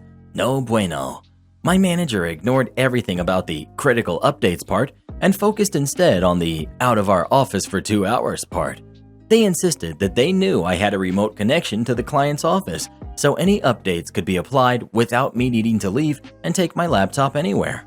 I got the impression they thought I was lying to get some free time off. I decided this had the potential to teach my employer/the managers a great lesson about not trusting their own employees. So, like the model employee I was, I shrugged, "You know best, boss," and complied with their request, continuing working as usual. Until the following morning, when I switched on my laptop and nothing would work. The machine refused to connect to the client's remote network. The various software applications I used for my job also wouldn't run due to the lack of connection. Error messages flashed up on every file I tried to access, warning that my credentials had been blocked. I was left holding a very expensive brick. My manager was livid when I explained I couldn't do any work. They clicked around on my laptop trying to fix it themselves, but there was no other solution to be had. They sent me around the corner to the client's office so I could hand in my laptop to IT. I took my time enjoying a coffee and breakfast in the client's on-site cafe while IT worked on my laptop. But when I went to check on it after an hour, I believe the client IT's manager's words were, "It's done for." The critical update mentioned before was intended to repair something wrong with the way the remote connections worked. When my machine didn't get the update, it lost connection with the client's network and immediately locked me out of everything, effectively blacklisting my credentials. IT manager explained that they would have to build me an entirely new machine and set up new accounts, a process that would take about a week to ensure everything filtered through correctly and could be tested. The client was fine and understanding about it, but when I returned empty-handed to my employer's office, my manager got extremely snotty with me and insisted I still had to work somehow. I pointed out that I had no client laptop to work on, so instead of sending me home, they forced another employee to share her computer with me. For the next week, me and my colleague shared her computer, 1 hour each at a time. As I had no access to any of my files, client data, etc., all I could do was the barest minimum of work, sending a few emails from my colleague's account. After a week, I got my new client laptop, and things went back to normal. But the week of sharing meant my employer had lost around 40 hours of productivity from 2 employees. The shared pain of the experience with my colleague brought us closer together, and when my employee lost their contract with my client a few years later, she helped me get a new job with my employer's competitor. Am I the jerk for telling my sister it's not my job to cater to her after she told me she wanted my help? So I, 25 female, have a younger sister, 19. Growing up as the oldest in my family was not so great. My parents really babied my sister and expected me to sacrifice for her. If they wanted to go out, I couldn't. I needed to babysit. If she didn't want to go grocery shopping, I had to stay home with her, and they would even make me leave friends' houses early for it. Like one time I was working on a school project at a friend's house, and my mom shows up and tells me I need to stay home with my sister. They wouldn't let any extended family take me out for my birthday unless they took both of us, but she could do one-on-one stuff with them for her birthday. The worst one for me was one of my friends bought me a ticket to see our favorite band for my 15th birthday, and my parents okayed it and everything. But then they got invited to a last-minute wedding, and because my sister didn't want to go to the wedding with them, I wasn't allowed to go to the concert, and I had to stay home and babysit, and my friends ended up taking someone else, and I missed out on my own birthday present. I admit, I was pretty bitter for over a year about that. Another thing was, if she needed to do something for school and they couldn't help, they'd make me help her, even when it was something she was supposed to do alone. They would say it was my job as her big sister to help. I also had to help tutor her in subjects and deal with her not caring, and my parents would just say my sister deserved help. When I moved out, there was a pretty big dispute in the family because some relatives stopped communicating with my parents because of how they treated me. Anyway, I tried to keep something of a relationship with my sister without being her third parent for a few years, but once she turned 18 and we had talked about her not expecting me to drop everything for her whenever she wanted, and she continued expecting that, I got frustrated. And then she told me that she wanted my help with money and shopping for groceries because her roommates are tired of her not doing anything, and I kind of snapped. I didn't yell or anything, but I did tell her it wasn't my job to cater to her every whim, and that she should learn how to do stuff without me, because I'm tired of her asking for stuff from me, but never offering me anything in return. She started to cry and told me I didn't need to take my issues out on her, and that of course she asked because it's my job as her older sister, and so I wouldn't yell at her. I disconnected the call. She called me a jerk. Am I the jerk? Well, who do you think is the jerk? OP or her little sister? Please let us know. The parents are the biggest jerks of them all. They're the ones who created this little monster. Am I the jerk for telling my brother it's 100% his fault he wasn't promoted? I have an older brother who's a lawyer and works at a pretty big law firm. He was on partner track, the promotions for which come in 3 waves. He found out he didn't make the first wave. And while he could make junior partner in the next year, if you don't make it in the first wave, the chances of making senior partner or higher at his firm are slim. He was ranting last night about how the guy who did make partner only did so because he was popular and sociable, and that his billing was actually a little below my brother's. I told him if that was true, it's no wonder the firm chose the other guy. See, my brother can be a little aloof and doesn't believe in extracurricular activities. For example, I remember him telling me about a first-year tradition for all the new associates to pick a nice restaurant for dinner, organize a private room, and foot the bill for all of the associates and their manager. At the end of the night, the manager would expense the meal to the company. Well, my brother decided he couldn't be bothered with sorting a whole dinner, so he had McDonald's delivered. Another instance is his firm has a thing where, before lockdown, the firm used to head to a local pub at the end of each month, and my brother has consistently mentioned how he never went because he wasn't contractually obliged to. I asked him if he was really surprised when given the choice that they wanted to promote the guy who bought into the company culture, even if his billing was a bit lower. I also asked who he'd rather work with, the guy you could share a pint with, or the employees who only clock in and out. My brother got super offended and left the Zoom call, and my parents also think I was being harsh rather than supportive. I responded by saying he shouldn't expect sympathy when clearly it was his own doing. Well, who do you think is the jerk? OP or his brother? Please let us know. Some people just can't handle the truth. Your brother sounds like one of them. My wife is demanding to name our son Frodo. My wife and I are expecting our firstborn together. We haven't discussed names until we found out the gender. It's a boy, and when the family found out, we received many name suggestions and ideas from both families. Some were pretty cool and modern boy names. However, when I asked my wife when we were going to discuss the name of our son and talk about the cool ideas our families sent, she told me not to bother because she's already had a name in mind and felt strongly about it. I was upset, obviously, since she said she already decided, so that was selfish in my opinion. I asked what the name was, and she told me Frodo. The name immediately rang a bell. My wife is a huge fan of Lord of the Rings, and her favorite character is Frodo. She went on about how cool and unique the name is, but I really didn't think she was being serious. She said I should watch the movie and see how the name sounds and I'd love it. I said no way. She asked why not. The movie is popular and so is the name. To me, that's the problem. Don't get me wrong, but it's not a name we should go with. I mean, I already looked up the name and its meaning, but was mentioned that it will always be attached to that character from Lord of the Rings. To me, that was an instant no. My wife said I was being narrow-minded and called me controlling only because I told her this name is my hill to die on. Our son deserves a reasonable name and not to be attached to a character from a movie.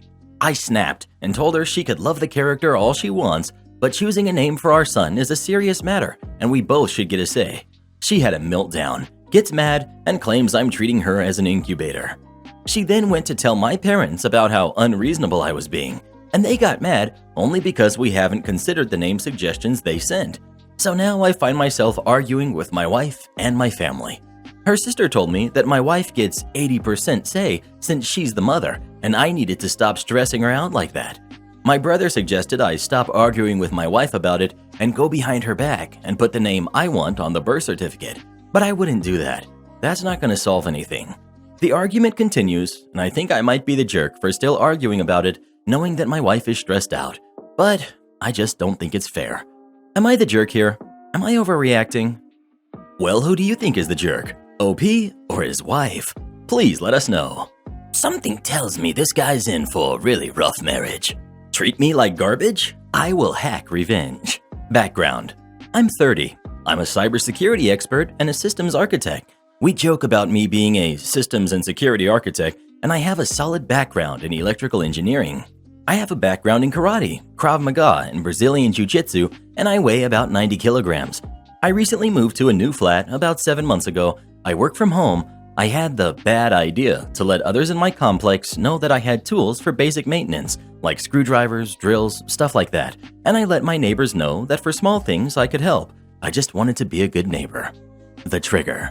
Everything was fine until one day I was woken up at 7 a.m. by my phone constantly ringing as the WhatsApp chat for the complex was on fire.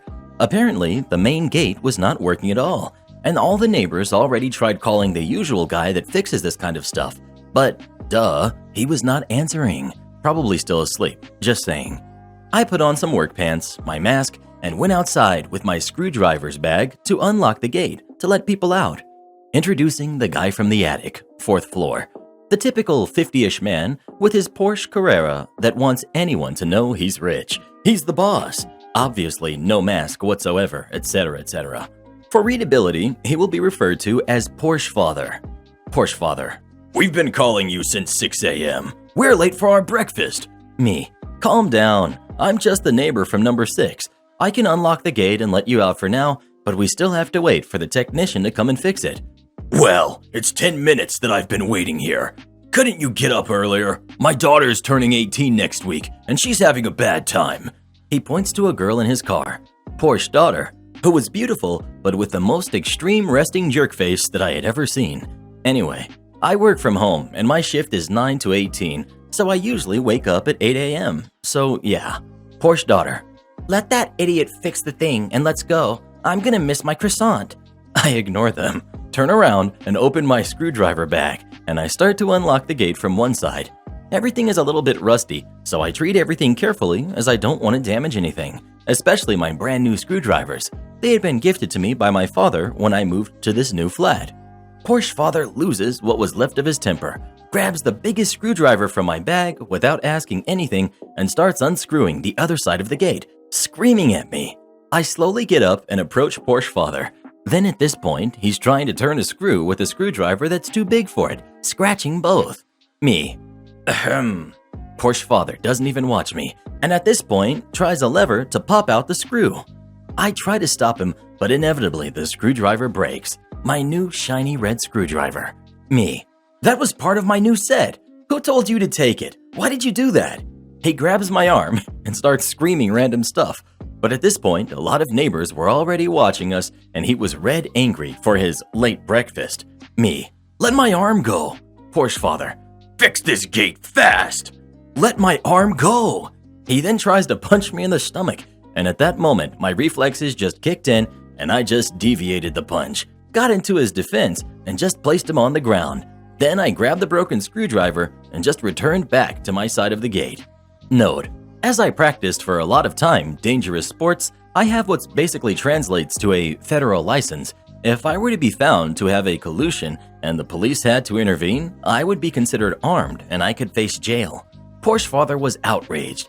He started screaming more stuff as I just turned back to my side of the gate, tossed the broken screwdriver in my bag, and unlocked the first side. Porsche father. You have to be careful with me. I can ruin your life. I just ignore him, push him away from the gate, and proceeded to unlock the other side of the gate. Having been unlocked, the two sides of the gate now open freely. I open the two sides, and as I do that, Porsche father tosses away the screwdriver bag, scratching the shiny red metal case, and almost drives over me while going out with his car. Porsche daughter. Bye, jerk. Porsche father, yelling at me. A neighbor, good neighbor, approaches, asking if I was okay, as my wife was collecting my screwdrivers and bag from the ground. Me. Yeah, he just wanted to have his moment. It's okay. Good neighbor. He's always like that. But happily, he's home only at night, but even then, he makes a lot of noise. The trigger times 2. Fast forward to 8 p.m. I was laying on the sofa watching some movies, and I hear ringing on my door. I open it, and Porsche father. Who do you think you are to mess with me? You are nothing, and you should just keep your mouth shut. I just closed the door. He kept ringing at my door for another good 5 minutes. At that point, I just walked to the fuse box and disconnect the bell. I could hear him scream from the stairway, but the noise dampeners in the wall really work miracles, so I just turned up the TV volume. Repeat this scene for the following 4 days. He would ring at 6:30 a.m. just to wake me up, and he would keep ringing at 8 p.m. just to scream at me. After 4 days, he just stopped, but at this time, I had to have a pro-revenge, but I didn't really know how yet.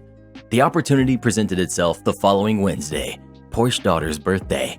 The opportunity. At 8 p.m., I start hearing loud music, happy screams, and people burping and stuff, all coming from the attic. I just let it be, but I could clearly hear at least a dozen voices of guys and girls, and most of them were probably going to be drinking. I just let it go. They were just having fun. And also at 10 p.m., we have national curfew due to lockdown, so everything will be over soon, right? Wrong. 11 p.m. comes, nothing changes. Midnight, nothing changes. 1 a.m., nothing changes. I suddenly have an idea. I grab a LowPi, a LoRaWAN-enabled device, super high-distance connections with low power, a Raspberry Pi Zero W. It has a modified Debian distro that I use when doing pen tests, a small battery pack, and my laptop, and I just reached the rooftop. I quickly connected the Raspberry Pi to the neighbor's Wi-Fi, thank you default passwords, and configured the LowPi to trigger a specific RPI's input on connection. I wrote a simple man-in-the-middle script, and I leave everything in an electrical box on the rooftop, and I just return to my flat and call the police for strange disturbances upstairs. You'll understand in a minute. I watch the street and notice that a car is coming from the distance, blue lights on at around 2 a.m. I trigger the first action from another LoRaWind device from my flat. The music suddenly stops. I hear them complaining, and they are clearly trying to turn on the music again. I wait for the police to reach the parking lot and trigger the second action. Every website is redirected to the most disgusting videos I've ever seen, pumped directly from Porsche Father's loudspeakers. The police enter and go directly to the attic. What happened there, I don't really know, but what I know is the aftermath. As we were still in lockdown, it was legally allowed to only have 2 relatives at home, or else you could receive a huge fine and could even be registered as criminal offense. So they apparently ended up with 560 euros fine for illicit gathering, 1,000 euros each for 24 people, so 24,000 euros for broken curfew, 250 euros fine for ambulance and intoxication analysis, for a cool total of 25,560 euros plus something that I might have forgot, all for having treated me like garbage. Oh, and yeah, the Raspberry Pi is still on the rooftop and I've upgraded it, giving it a nice solar panel. I randomly turn on the crazy mode when I feel sad. It always makes me smile. Have you ever had a neighbor treat you horribly? If so, what did you do about it? Please let us know. Mom, this isn't my Switch. Backstory. I had a bit of car trouble a ways back and started to ride the bus to work. It's close, and I realized it was a huge saver for gas and just stuck with it. There was always this kid and his mom on the bus on the way home, and the kid was overly energetic and loved chatting with everyone. And quickly, he decided I was the most fun because I would indulge with him with my attention and actively listen, no matter how tired I was. Friday, I brought my Switch because a game I really wanted came out, and I had all the nostalgia from playing it. I charged it at work and was stoked to play it on the way home. Thus, our story begins. Edit for clarity, cast of people. We've got me, we've got the little dude, we've got the entitled jerk, we've got random dude, and we've got confused dad. Skipping the exhausting day and pleasantries of getting on the bus, I found a seat, and as I went to grab my Switch from my bag, I heard a familiar voice. So I stopped, figuring I can wait the 30 or so minutes for the ride and let the little dude have his story time. Little dude. Hey, did you have a good day again? Me. I always have a good day, but it's better when I get to hear how great your day was. Little dude. Well, I went to that video game place, and they had a cool poster today for a game I really want to try. I was excited to hear this because I knew exactly what he was talking about. Me. Is it the one with the cool animals you take pictures of? Little dude. They are called Pokemon, not animals. Why are old people so dumb sometimes? He giggled as he jabbed at me, and I looked over with a devious smile and said, I may be old and dumb, but I pulled out my Switch case. Guess what this old dummy got this morning? His eyes lit up and he asked to play. I tried to ask his mom if it was okay if he sat next to me to play, and she said, point blank, I don't care, as long as he shuts up. I'm tired of listening to him. I was mad, but since little dude ignored her, so did I. He plopped down next to me and let me make him a profile, and he went to town on the game. He squealed, giggled, oohed, and awed at all the different Pokemon he found, but sadly, my stop was coming up, so we had to stop. He asked for one more round, and I agreed, figuring if I had to walk a little further to let this little dude have one more run, so be it. Well, I passed my stop and I was fine with it, and I was going to ask him to give me the Switch back. Pleasantly, to my surprise, when I turned, he already had it off and put away. He handed it to me, and then things went downhill fast. Little dude. I have to get off soon, so that's all I can play. Me. No probs, little dude. I'll try to bring it Monday, and you can kick butt at it again. Really? Thanks. He ran back to his mom to help carry some bags, and she whispered something to him. I have no clue what, and then stood up and started storming towards me. Excuse me? How dare you take that away from my kid? He doesn't get many video games. I was confused and thought she must think he brought his or something. Me. Really sorry, but this Switch is mine. I played all morning on it and let him goof off on it on the ride home. Karen. That is definitely his Switch. I recognize the case. What do you think I am, stupid? Me. It's a generic case. Everyone I know has the stupid red and black case for these things. Seriously, this is mine. Now back off. Little dude was bright red and obviously embarrassed since the bus came to a stop and everyone was watching, but whimpered. Mommy, it's his Switch. I left mine at home. He just let me play on it.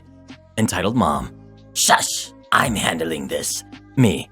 You heard, little dude. It's mine. Now please go away. I already have a long walk home now. And let you steal his game? No. Hand it over, or I will call the police. Random dude. Lady, I already did, and they have someone on the way. How dare you call the police on me when this jerk is robbing my kid? This upset me, and I wanted to stay calm for little dude, but I did get loud, and I regret because I scared little dude. Me. Let's just wait for the police. I'm pretty sure attempted robbery will still get you arrested. I guess this freaked out Karen because she darted off the bus alone without any groceries. Little dude started crying and calling after her, but she just kept walking. I felt lower than dirt and tried in my calmest, meekest voice to talk to little dude. Me. I'm sorry, little dude. I shouldn't have yelled at your mom. I acted like a complete idiot. Little dude, through tears. Mommy does this all the time to people. I'm really sorry. I thought she wasn't gonna do it again. We sat there for like 10 minutes while he cried a lot, and the bus driver waited and was talking with someone about the delay. Everyone else on the bus felt bad, I guess, because no one freaked out about sitting there. Then after 10 minutes, a very large, very angry man stormed onto the bus with entitled Karen in tow. He saw a little dude curled up on the seat crying next to me and shot daggers from his eyes right at me. We will call him CD for Confused Dad. Confused Dad. You have 3 seconds to explain what the heck you did to my kid. I tried to speak, but Karen cut me off. He threatened him. I was gonna scream at her, but little dude tugged on my sleeve. Little dude. No, mommy tried to steal his Switch. He only let me play. I just want to go home. He was ugly crying again. Confused Dad turned to Karen, and I swear time stopped for a minute before anything was said. Confused Dad. Get the groceries and get back to the house. If you ever do this crap again, you will be on the street faster than you can call your jerk sister. Karen opened and closed her mouth like a fish for a few seconds, then did as she was told. Confused Dad asked little dude if anything else happened, and random dude told him the cops will be here soon. After a few minutes later, like 2 or 3 minutes, they were. Me and Confused Dad explained it was a huge misunderstanding between him and myself, but they did demand to talk to Karen about abandoning her kid on the bus with a stranger. She went with them for more questions, but I have no clue what's going to happen there. When the police and everyone left, Confused Dad and I talked for a moment. He apologized and explained that he himself had been assaulted in the past, and just the idea of something like this happening again had him seeing red. I told him I understood and told him he should get little dude the game he was playing to help cheer him up. All in all, I was mad as heck at Karen, but Confused Dad was not all that bad, just a dad protecting his kid. I hope I see little dude on Monday and he's alright. I also hope Karen gets the book thrown at her for being a terrible parent. Am I the jerk for telling pregnant daughter-in-law the world doesn't revolve around her? I, 54, and my husband, Rick, 57 male, have 3 kids.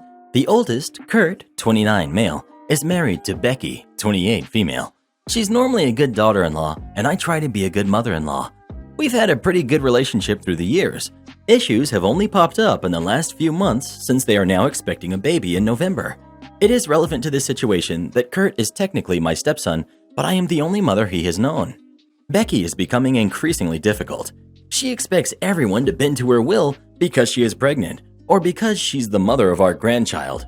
Recently, Rick and Kurt were talking about our finances, and Becky started making suggestions about what money we should start saving for our grandbaby.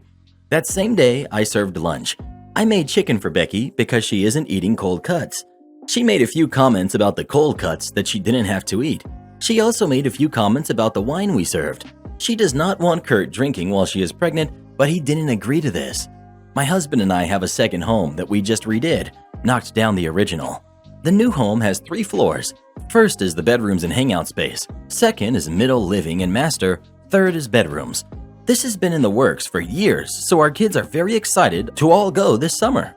We are all set up for our first trip in July. The issue that came up is that my 2 other kids, Tim and Cassie, 23 male and 21 female, plan to have fun on this trip, which includes having some friends to the house a few times, amusement park, scuba diving, and going out.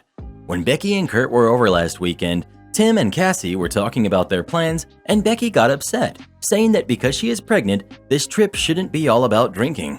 It's not. But we aren't banning alcohol from the house. She also said that next year's trip will not include any get-togethers because she will have the baby. Tim just told her not to worry because she doesn't have to participate in any of the fun. Becky called me and said she was still upset about our plans. She said we needed to respect the fact that she can't participate in all of the activities we are planning. I told her that there were plenty of things she can participate in and not to worry about what the other kids were doing. She then said she really thinks I should limit the drinking and parties. I informed her that I have no intention of limiting anything since this is their vacation as well, and these activities can take place on the back deck. I told her she can have the bedroom upstairs in the front so that she will not be bothered, but she was mad that she would have to walk up all of the steps. She also accused me of caring less because Kurt is not my son. Not true. At the end of our talk, I told her she could get a rental to have their own space, but she accused me of trying to exclude her. I reminded her she spent many nights out drinking when she was their age and that the world can't revolve around her just because she's pregnant. Am I the jerk? Well, who do you think is the jerk? OP or their daughter-in-law? Please let us know. She's already becoming an entitled mom, and she hasn't even had the baby yet. Card only means card only. Work as a cashier at a construction store. The machine I was working at was technically a self-checkout one in the garden area. However, due to the limited nature of the point-of-sale system, it was easier to have a cashier manning it to correct and input items. My machine was card only and says so in big letters above the top, and across from me, maybe 10 feet away, was my coworker who was manning a normal register. One guy wasn't having it, and neither was my coworker, who's just a little old biddy who doesn't take people's BS. Anyway, we're checking out people and getting a big line down. Before every customer comes up, I point to the sign and ask, "Is card okay?" Some people just have cash, so go over to my coworker to check out. Enter Guy, whom I asked the stated question, and he comments, yes, he wouldn't mind paying with card. Me, "Card okay?" Guy, looking directly at me, "Yes." Me, "Thanks." I start ringing as per usual. Guy pulls out cash and tries to hand it to me. Me, "Sir, I'm sorry, but this machine can only take card." Guy gives me a dirty glare and then glances at the machine. "I don't have anything else. How am I supposed to pay?" Me, "Well, you can step over to my coworker. She's able to take cash since she has a normal register." Guy starts grumbling and slamming stuff around. "Then why did you call me over?" Me, "I asked if you had card. I'm not saying it to be mean. It's just a normal register." Guy shoves bill in my face. "This is legal tender. It's against the law to not take it." Me, getting annoyed at this point. "Sir, there's nowhere for me to put the cash." I step back at this point and motion for him to take a good long look at the card-only machine. So Guy grumbles and goes over to my coworker to check out. As I'm helping the next customer, he starts yelling and calling me all sorts of names. We're only 10 feet away from each other, and he's in my clean line of sight. My coworker, who's witnessed this whole thing, at this point decides she's done with him too. Guy, "That jerk wouldn't take my cash." Coworker stops what she's doing and glares at him. He keeps ranting. Coworker, in a very, very loud, clear mom voice, "Stop it!" Guy stops and stares. Coworker, "Don't you insult her. She's right there." Guy, "But she..." Coworker, having none of it. "Even if she took your cash, how would you get your change back? She doesn't have any money." Guy, "She refused." Coworker, "And I'm right here, so why are you whining?" I've never..." Coworker, "Stop it. Either you can apologize or be quiet." "You can't do that." "Oh yes I can. I can refuse you service, or I'll tell my manager what you were doing." This promptly shuts Guy up, who just gives us both dirty glares as he quietly pays, with a card he had in his wallet, of all things, instead of his precious cash, and then he proceeds to leave. Neither of us ever heard that Guy complain to anybody or had him come back. Am I the jerk for telling my brother that he's not a real single dad since his son is in daycare 24/7? My brother and his ex were together for 3 years. They were both unfaithful throughout the relationship, and when they broke up, she got pregnant and told him there's a chance he is or isn't the father, and things became even crazier. He had just gotten a major promotion and was going to be making a lot of money, and he felt like she was only keeping the baby to take his money on the off chance the baby is his. When the baby was born, they got a paternity test, and he was the father. After that, they got into a huge custody battle. She was unemployed after losing her job and living with her parents, and my brother was way more stable than her. He had money, a job, a house, and a nursery all ready for the baby. He also wanted 100% custody. I asked him why since he worked so much and didn't seem to want the baby throughout the pregnancy. He said he knows the type of person she is, and she thought she would use a baby as a pawn for his money. But our aunt is a family lawyer and helped him hire a top attorney to get full custody. And he got it. When the baby was only like 7 months, he got full custody and never allows her to see him. She begs and begs, and he refuses. He gets happy seeing her so sad. He enrolled his son in daycare every day, 5 days a week, from 7 a.m. to 6 p.m. as soon as he got custody. He's now 3 and still on this schedule. My mom or me, since getting my license, picks him up from daycare and watches him at my brother's house until he gets off at about 8 or 9ish. He then lets him use the iPad until he goes to sleep around 10. Then it's the same routine over and over again. He doesn't even spend time with his son. The only time he ever spends with him is when he's taking him to daycare in the morning. We watch him on the weekends too, so he can unwind and basically have a bachelor pad. He doesn't even seem to love his son. His teachers, since he was a few months old, are like his mother figures. He calls them mama. He's the first there in the mornings and the last to get picked up. Meanwhile, his mom is begging to see him since she hasn't seen him since lockdown began. Yes, I know. And my brother refuses. Whenever my brother complains about being a single dad, I tell him he's not a real single dad since he chose to be the only parent and spends thousands on top lawyers, and also, his son is in daycare literally every day for most of the day and he never sees him. He called me a jerk and said I'm disgusting for saying he's not a real single dad and he works to provide for his son. Disney and how to beat the system. I was probably the entitled one in this story. When I was a junior in high school, I went on a date with a girl I knew from a couple of classes at school. We lived in Southern California and Disneyland was close, so we decided to go there. It was cheaper then too. California Adventure was still being built and they used to charge less for residents. She wanted to do something a little crazy, so we decided to go to a thrift store on our way to the park and buy the most ridiculous outfits to wear for the day. I got to pick out hers and she got to pick out mine. For her, I found this old gray Amish-style dress that looked handmade and smelled like mothballs. I chose that and a green John Deere trucker hat. She found me a pair of oversized khaki pants and a red Hawaiian shirt and suspenders. We changed at a gas station and headed to the park. We had been there about an hour and were waiting in line for Space Mountain, getting all kinds of weird looks, which I guess was the point, when I spotted the family of my new brother-in-law. I recognized them, but they didn't recognize me. They lived 2 states away, and I'd only met them at my sister's wedding a few months before. I asked my date if it would be okay if I went and said hi. She said to go invite them up to stand in line with us and just to act like we were one group. I didn't feel too bad as the line was moving quick and they weren't that far behind us.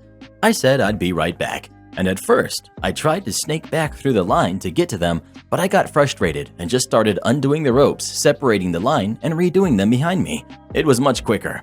Soon, I was talking to my brother-in-law's parents and siblings, and I invited them to come up to where we were in line. They happily agreed, and I just did what I had done to get to them, undoing the ropes and reattaching them after the small group of us passed. At first, people started to look annoyed, but then for some reason I didn't get, they just kind of moved to one side and made space for us to cut through. As I passed one lady waiting there with her boyfriend and an 8 or 9-year-old, I heard her lean over to him and say, "I guess it's who you know." I still didn't understand. A moment later, we were with my date and talking, and a few minutes later, we parted ways as we got on the ride, them ahead of us. After the roller coaster, we saw them again briefly, and the mom asked me how long I had worked at Disneyland. It all clicked. The different looks and the complete lack of outright rude commentary as we cut through the line. Commentary I fully expected and deserved, by the way. It was the Hawaiian shirt and khakis. I laughed and told her I didn't work there, that we bought the clothes at a thrift store on our way there as a joke. They all laughed and later told me that they thought it was awesome that Disney would pay an employee to escort an Amish girl through the park. I got confused for a worker 3 more times that day. At least 3 more people came up and actually started talking to me like I worked there.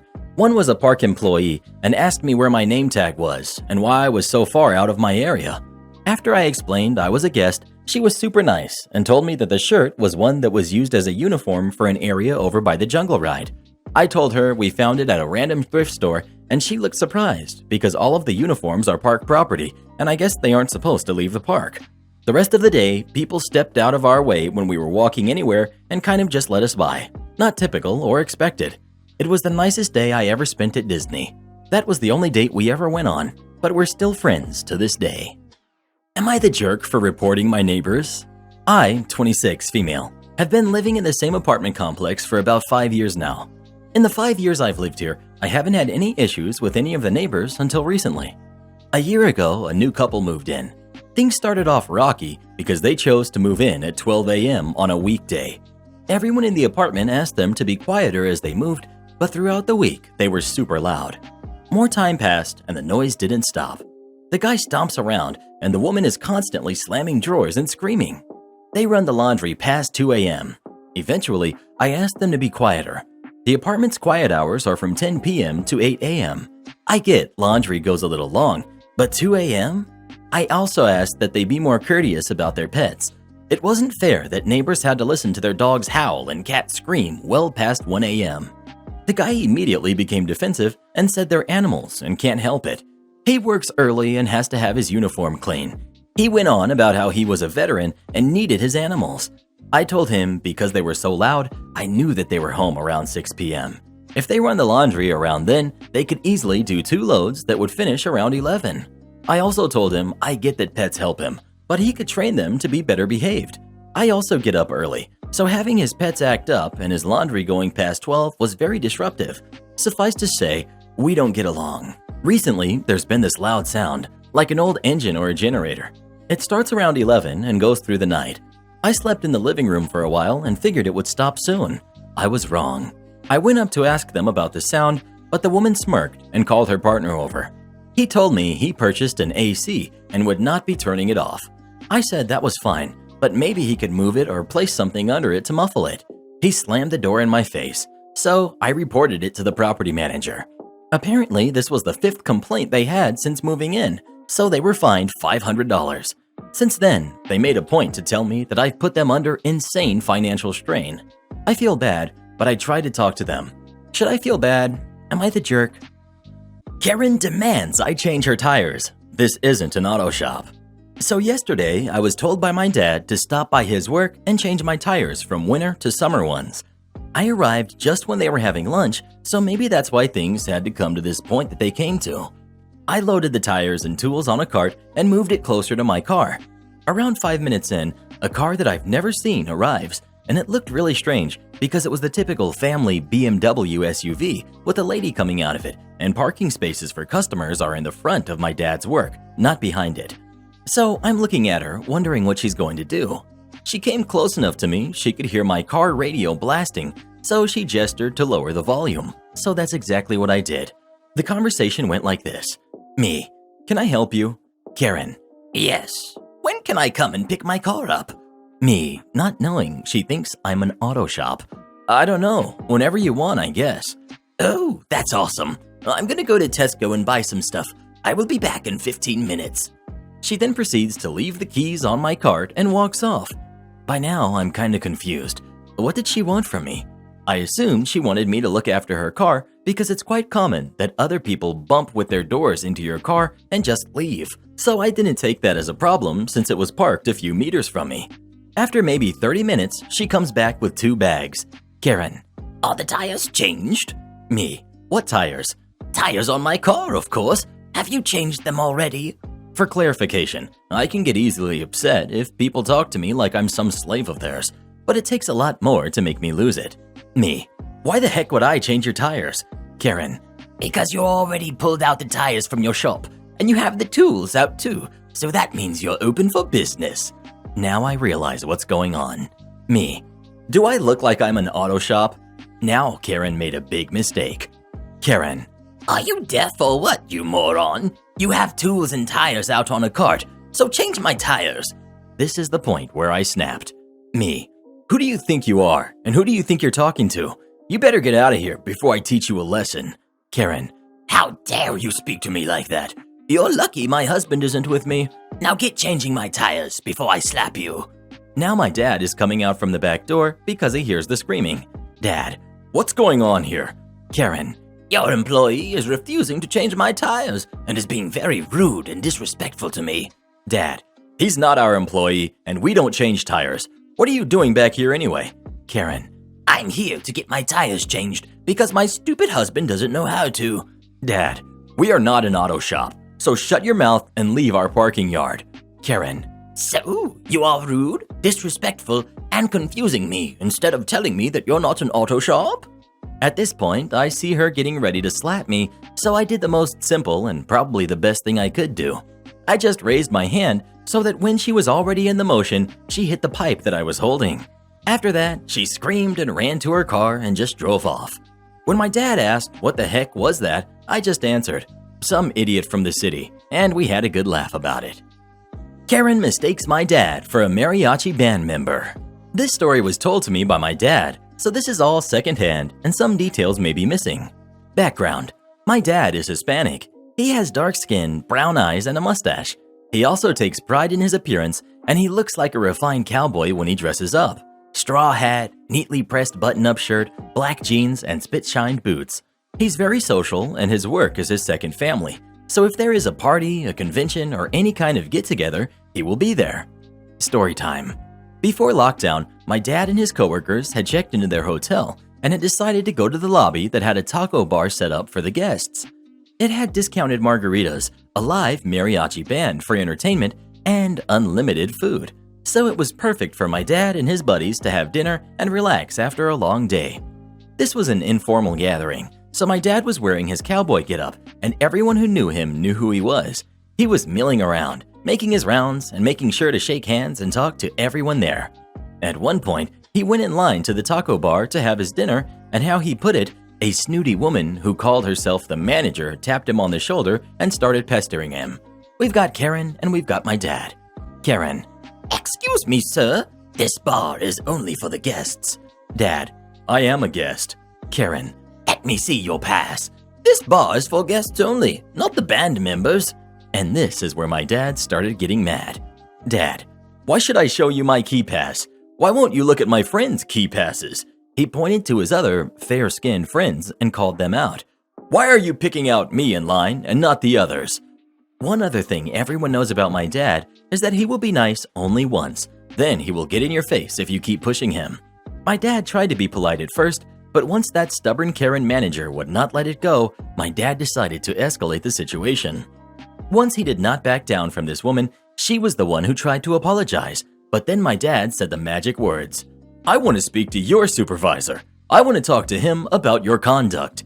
The woman's supervisor was called, and even though the man tried to cover for her, my dad was already upset and was not going to go quietly. He kept asking her and the supervisor why he was the only one being called out. Now, this was not the first time my father had been mistaken for a service worker, and he always believed in making the accuser so uncomfortable that they will keep him in mind next time they wrongfully profile another person. Now he has the entire lobby and the rest of the guests listening in and most likely on his side, judging Karen and her supervisor. The supervisor was red in the face and was finding any way to de-escalate the situation. Finally, he apologized for the 50th time to my dad and asked if there was anything they could do to make this right. My dad seized this opportunity and said, In that case, I would like to have my dinner at this taco bar for free, and I want my table to have free drinks all night. The supervisor was quick to jump at the chance to calm my dad down and satisfy the rest of the guests. My dad still tells this story, and even though he can get up on his high horse, this time it was warranted. My dad is and always will be the proud Hispanic cowboy who takes no crap from anyone, especially snooty Karens who run their mouths way too much. Our restaurant has been taking more of our tips than legally allowed. Wow, yesterday was insane. I've worked at this restaurant since their opening last year. I've poured my heart and soul into this place. I risked my life during lockdown, stayed late, picked up support shifts, carried the team. I don't even know where to start, but here it goes. Until yesterday, I worked at a restaurant that opened early 2020, then shut down until reopening sometime in May. Last summer, I was pretty upset about the money I was making. I felt like the work I was doing wasn't worth the paychecks. I went to my manager multiple times about this, but she was always able to calm me down and convince me that everything was correct. I didn't want to risk trying a new restaurant with everything going on, and I liked all my coworkers, so I stayed despite feeling like something was off with the tips. I should probably explain our tip-out process. As servers, we can't close our own shifts. The manager is the only one with access to this. At the end of the shift, the manager clocks you out, you staple your receipts, and you're done. Later, the manager puts the info into a spreadsheet to determine our tip outs to bar, 5% of drinks, server assistant, 1.5% total sales, and food runner, 1% total sales. This is where I believed our tips were being messed up. I know there was at least one instance where a tip out was taken for support staff that wasn't working. My manager assured me that she goes back every week and checks for mistakes. I'm really easy to handle, I guess, because I continue to fall for it. Mid-April, my manager gets married at the restaurant. We're all paid the same hourly, but the bartenders keep the tips from the bar. At previous events I've worked, including the one event I'd worked at my restaurant, the tips were all split evenly since the bar is the only place tips could be received. The managers agreed that it was meant to be split, but said it was too late to do anything. I'm livid. I worked my butt off for this wedding, and it sucks being taken advantage of by my coworkers. At this point, I decided this was the hill I was willing to die on. I was taking a week off starting the weekend after the wedding, so I didn't want to quit immediately. But there's no way I could stay somewhere where a tip pool is stolen by 3 people and the manager's response is just, oops. So I decided to look up the laws. I wanted to see if there was anything I could do about it. I go to my state's Department of Labor website and see that it's illegal to take more than 15% of the total tips. Uh-oh. The whole year I knew something was off. I felt like I wasn't making what I should, and I was right. I went into work, got the info I needed from my past 3 shifts, and there it was. More than 15% of my tips was going to tip out the bar and support. They're speaking to a lawyer to confirm because they can't just shell out the money without knowing, but according to my manager's rough estimate, they owe us at least $60,000 to $70,000. This jerk then has the audacity to try to guilt me about it, acting like it's somehow my fault they got caught red-handed, telling me the support staff will lose their jobs, asking if I think they're overpaid. I guess it never crossed her mind that they could be paid a higher hourly. She's claiming they had no idea and were just following the industry standard, but I don't buy it. Why does the money always have to come from our pockets? If you don't know the laws for tipped workers in your state, look them up. All the information I needed was right there, and it was easy to call and confirm. I'm sick of these scummy managers and owners taking advantage of our hard work. It's time for us to take the trash out. Have you ever had a boss or a manager try to take advantage of your hard work? If so, what did you do about it? Please let us know. You do every day, Reddit boy. I'm so sick of sitting here listening to you read all day. Am I the jerk for celebrating my birthday? Hello everyone, I'm 13 and female. I was born in a very poor country. My mom didn't have great prenatal care, so she didn't know she was having twins until my brother and I were born. She had just wanted a boy. My brother passed when he was only a baby, and my mom got really depressed after that. Because of my brother's passing, we never celebrated my birthday, because it was supposed to be a day of mourning. My family will have small celebrations for me on other days, usually just going out for ice cream or other small things. My mom never joined in or anything, no matter when we had them. We live in the United States now, and birthdays are a way bigger deal here than when we were back in our old country. We moved here when I was 7, and ever since then, I've always wanted a birthday party with balloons and cake and streamers and everything like that. But my mom has always said no because she says I'm being disrespectful to my brother. Where I live, you're allowed to have parties of up to 25 inside, 100 outside. All of my friends were having small parties to celebrate turning into teenagers, and I felt really left out because I wasn't going to get a party. I tried to ask my parents again, and they said no.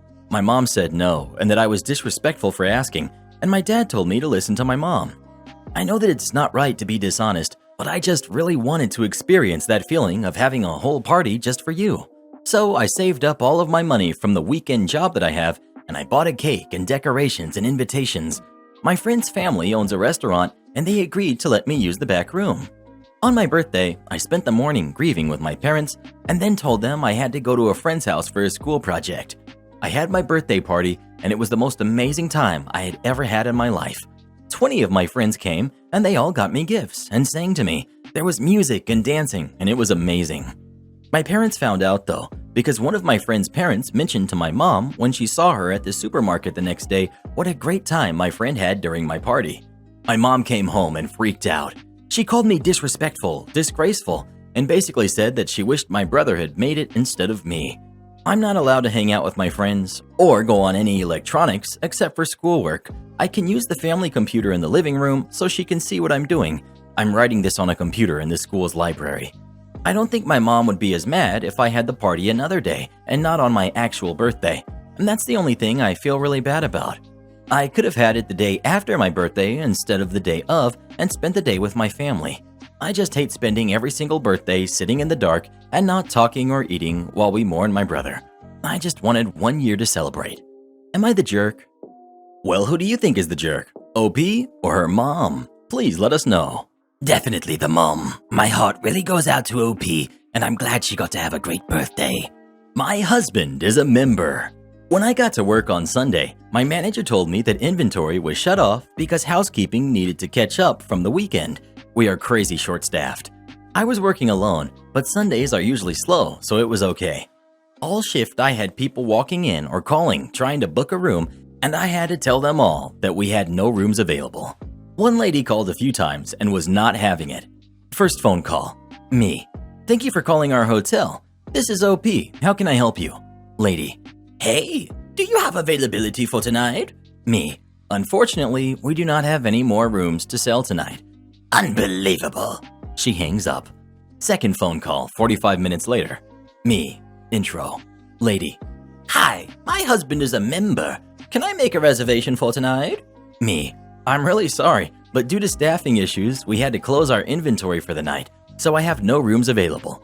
What do you mean? My husband is a member, and you can't make me a reservation? Me. No, I can't. She hangs up. Third call, 20 minutes later. Me. Intro. Lady. Hi, are you the manager? Me. I'm not, but I'm the only one here tonight, so what can I do for you? Lady. Well, when I talked to you earlier, you said you had no rooms available due to no housekeepers, but I'm in front of your building right now, and I only see 7 cars. How are you filled up for the night? My husband is a member. Me. So, housekeeping worked all day today to clean enough rooms for the reservations we already had for today.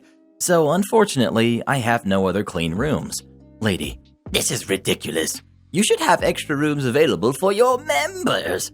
What is your manager's name? Here's the manager's name. She'll be here at 8 a.m. tomorrow. Lady. Oh no, I'm calling corporate. Hangs up. I left out a lot of her ranting, but man, this lady was wild. I couldn't even make her a reservation if I wanted to. The computer literally wouldn't let me. And why do people think being a member means anything? All it takes to be a member is giving us your email and zip code. I'm just glad she called from her car and didn't come to talk to me at the front desk. Sorry, no unemployment for you. But back in the early 90s, I was working for a company that provided staffing for US government agencies. I was a system administrator at a large Department of Transportation facility. One day, I walked in, was told to see my supervisor, who very apologetically told me that Uncle Sam no longer wanted me working there, and well, I was fired. I was told to go to the contracting company's office on the other side of town, which I had never been to, save the day I was hired. Shocked, I drove up there. I was like 24 and had never been fired before. In retrospect, I know what happened. The project I was working on was failing, not because of anything I did or didn't do. The concept itself was flawed. There were 3 people who worked on the project. 2 were federal FTEs, plus me, the contractor. Anyone who has had experience with this knows the contractors are the first to go. So I'm sitting with the manager of the local branch, who has an email from the government employee in charge of the doomed project, listing a parade of horribles that I had done. Some of the minor ones were true. I had been late a few times, but the major ones were just fabrications. They claimed that there was a problem with the networking and that a contractor had to be engaged to fix the problem. Is that true? Well, yes, I am that contractor. I diagnosed the problem and then I fixed the problem. That's my job, or at least it was until a couple of hours ago. The manager realizes pretty quickly what's going on. Not that it gets me my job back. As we go through the separation procedures, he tells me that per company policy, he's required to document that I am not eligible for unemployment compensation. I just nodded because I didn't know much about these things.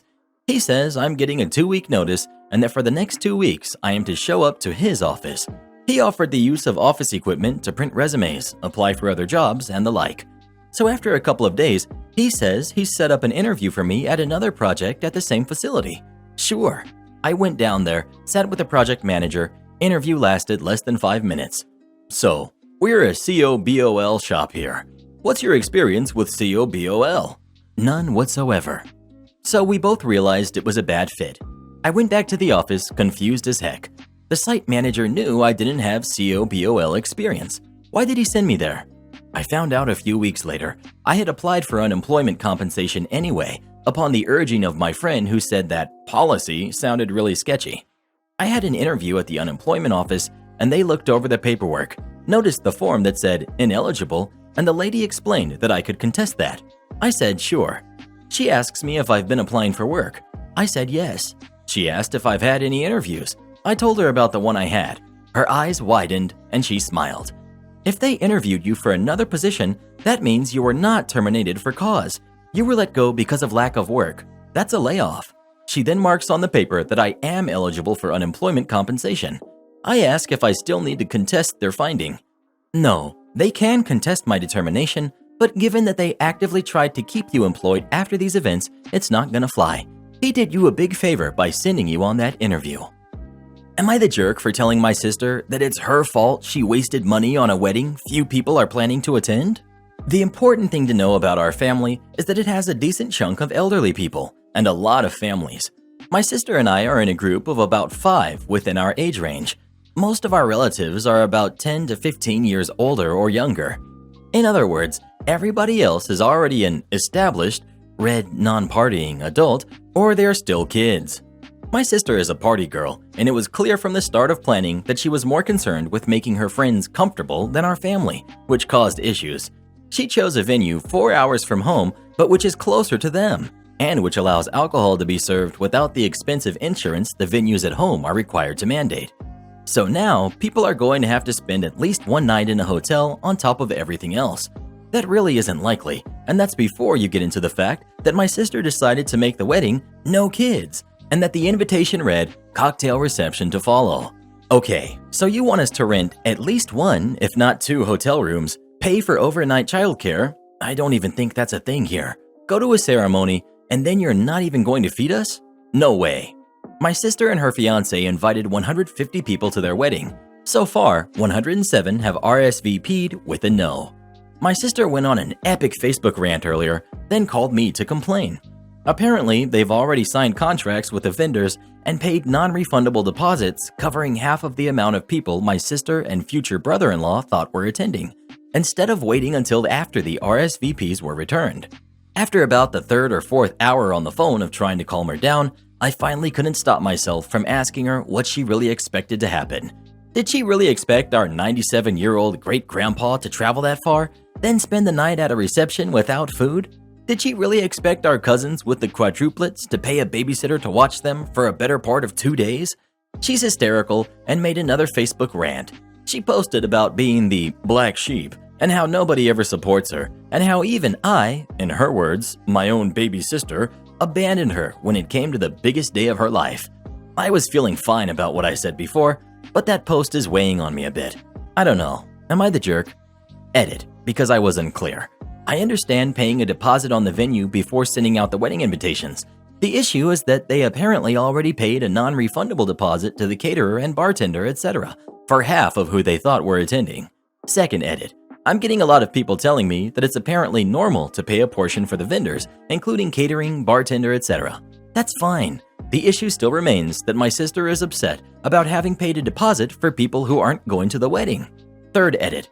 Her fiancé's family lives about an hour from ours. So no, the location is not a compromise between the two families. It's being held where he, my sister, and their friends live. Well, who do you think is the jerk? OP or her sister? Please let us know. Oh God, I just love these Bridezilla stories. We switched banks after they lost my dad's savings and tried to bill us for their mistake. Years ago, we had moved from one state to the next. About a month ago, some lady had managed to find an old checkbook or something of my dad's and managed to clear out his entire savings. My dad tried to buy groceries and thought his card was broken, went to order a new one and was shocked when he found out that all of his money was gone and tried to clear it up with the bank. He said to me later that there should have been noticeable red flags with the bank when going through that check. We were out of state. The check that the lady cashed was pretty old, about 5 to 6 years old, and my dad recently had a divorce about 3 years ago and had to make a new account. They're required to check signatures, and I'm not sure how they managed to pass that. It should have been suspicious at the start since it was cashing out the entire savings. The bank apologized and said that the banker handling the situation will be disciplined, the police will be called, she was found and arrested later, and that his money will be returned in 2 to 3 days or today, and a $40 transfer fee was required. I'm not sure how the entire conversation went exactly, but here is the breakdown. We've got Dad and we've got Bank Lady. Dad: why a transfer fee?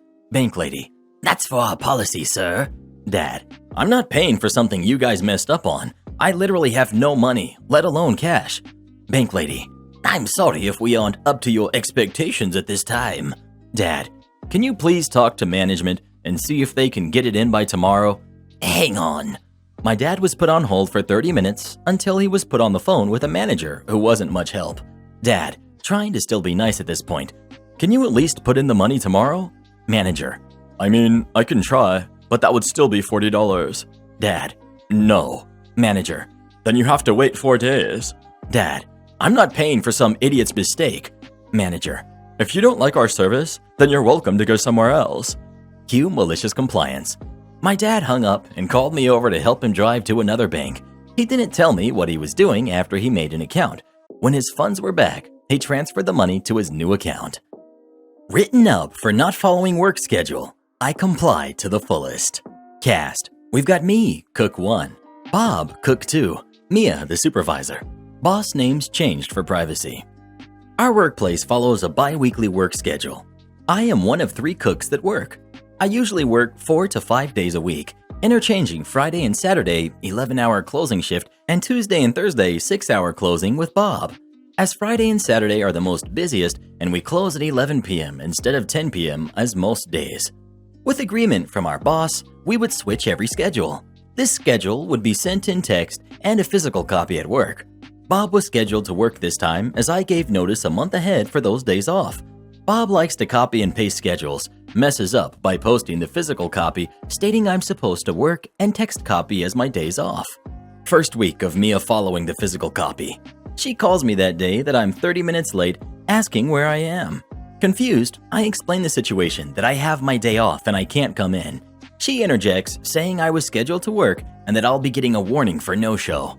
The next day, I get a call from my boss about my no-show. He doesn't care that the schedule was wrong and not matching. Tells me if I miss today, I'll be written up and that you must follow the schedule at work. He can't misschedule anyone else as nobody wants extra shifts besides me, Bob, and Cook 3 and can't hire anyone as not enough business. Next month rolls around. Bob is quitting and he has already given his 2 weeks notice. The new schedule is up and I notice the schedules don't match. Bob was assigned to work Friday and Saturday when he had already quit by then. So after closing Thursday night, I muted my phone from work and I head home to have a few drinks. Come back to work Sunday and boss is waiting. Goes at me for missing work and how he had to fill in for me as nobody else could. I just told him I was only just following the work schedule exactly. Oh man, he was furious. But after calming down, he does a 180 as he had no one else the next week to cover those days. I just said I couldn't work those days as I get back to work just as the lunch rush comes. What makes my malicious compliance even better is next week comes. I'm at my mom's work friends party. I see my boss wife there also. I meet her and have a short conversation that led to asking her where boss was. She said he couldn't make it as he needed to cover some shifts at work. I replied, too bad. He probably should have scheduled someone. Hope you enjoyed my malicious compliance as much as I did. Am I the jerk for asking my girlfriend to pay for my new prosthetic leg?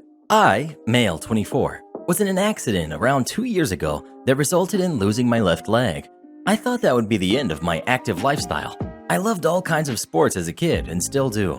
I had a very hard time adjusting to my new normal. My parents were able to get me a prosthetic leg that allowed me to get back to running and going on trips with my friends like we always did every summer. The guys were planning an RV trip on the weekend. We had already chosen a destination, which was spending some time out in nature and a getaway from stress. My girlfriend asked if she could come along. I told her no, this is a guy's trip. Told her all my buddies' girlfriends wanted to go, but they were firm and put their foot down. She laughed at me for this, then tried to convince me to let her come because she was stressed out from being at home 24 hours a day. I already made up my mind. I wasn't going to ruin the trip just because she wants to be on a guy's trip. I promised her a trip when I got back. She got upset and didn't like the idea. Later on, before I went to sleep, I took my prosthesis off as I do every night. This is my second prosthesis. I've already completed a wearing schedule during first year and had to get another prosthesis to accommodate any physical changes I had. I woke up in the morning and I couldn't find my prosthesis. I looked where I put it, but it was gone. I asked my girlfriend, who was doing heavy cleaning around the place, and she said she didn't see it. I was confused that it wasn't near my bed. I asked her to stop being childish and playing games and give me back my prosthesis because I know she took it. She's a bad liar and couldn't even deny it. She said she wanted to hide it so that I won't go on that trip and leave her alone. I got mad at her for this. I was stunned to find my prosthesis hidden underneath an auto part in the garage. It had been damaged. It was placed in a position where it had cracked. It was obvious it no longer functions properly. I mean, I could still wear it, but couldn't put my whole weight on it because it would break. I yelled at her and showed her what she did. She said she didn't mean it. I told her she did mean it because she was being childish and jealous over a trip, and now she caused me $7,000 worth of damage. I told her she ruined everything, that she owed me a new one, and that she needed to pay for a new one. She got mad and left. I basically had to use my old crutches, and it felt absolutely horrible. I called the guys and told them I wasn't coming. It's been a few days. She's mad that I'm still asking her to pay for a new prosthesis and called me a jerk for not apologizing and preferring a plastic leg over her. I had to call my parents today to tell them, and they told me she should at least help pay half of the expenses for a new prosthesis since she caused damage to it, and then consider my relationship with her. Have I been a jerk to her? Edit. For those asking about where I am, I'm in Asia, from the Philippines. My Karen sister expects me to pay her mortgage. My sister bought a house with her boyfriend last year. They got a mortgage, and when they broke up, he managed to wiggle his way out and leave her to keep paying the mortgage alone. She's making the payments, but barely, and she's had money issues that means she's at the point where she can't even afford dinner some nights. Obviously, we're, me, mom, dad, and siblings, worried about her, and we want to help her out. My current lease runs out at the end of the month, and half her mortgage is way less than the average rent in the area. So we talked, and I agreed that I, along with my 3 kids, would move in with her for a while. I would pay rent, which would cover half of her monthly mortgage payment and utilities, and we'd buy our own food, but we'd still share. This way, she'd get her mortgage paid off, my kids and I get to live in a nice house at below average rate, and we know that my sister is doing okay, financially and mentally. However, with less than a month before the move, we talked today to just get up to speed on how everything is going on her end, and she asked to rearrange a few things so that we can move in. She said, "Your half is all sorted." I asked what she meant. There are 2 bedrooms and a bathroom on each floor, so she was thinking that we could have the upstairs and she could have the downstairs. I asked what happens with the kitchen, and she explained that she'll have exclusive use of the kitchen, and when I bring my stuff over, we could set up a kitchenette, a microwave, a kettle, and a mini fridge on the top floor. I asked where my kids were meant to sleep, and she said that my daughter could sleep in my room and my sons could bunk together. My understanding before this was that I get my own room, as does my daughter, and there are no limits on floors or bathrooms or the kitchen, as my sister has said that as there were 4 bedrooms, there was enough room for everyone, and mentioned rearranging the rooms, so I assumed that she meant she was taking the fact I'm bringing 3 kids into consideration. She said as I'm paying for half of everything, I get half the house. I said that my kids and I can't share 2 bedrooms and a microwave, and she said I was being dramatic and we'll be fine. However, I said that this isn't going to work for us, and if she wants us to move in, we're going to need her to condense her office and bedroom into one room, so my daughter can have the free room, plus use of the kitchen. My sister said that as we would be using the majority of the house, I should pay at least 75% of the mortgage, possibly 100%, as there's 4 of us and 1 of her. I then said that this really is not going to work out for us, so I will look for a new place with my kids and she can figure her money out herself. She then called me a jerk as she could lose the house without my help, and said I was holding money over her head, and said I was entitled to think that I would get more than half the house when I'm only paying 50% of the mortgage. I said she's the one setting restrictions, and if I had known I was only paying for the top floor, then I wouldn't even have agreed to move in. Am I the jerk?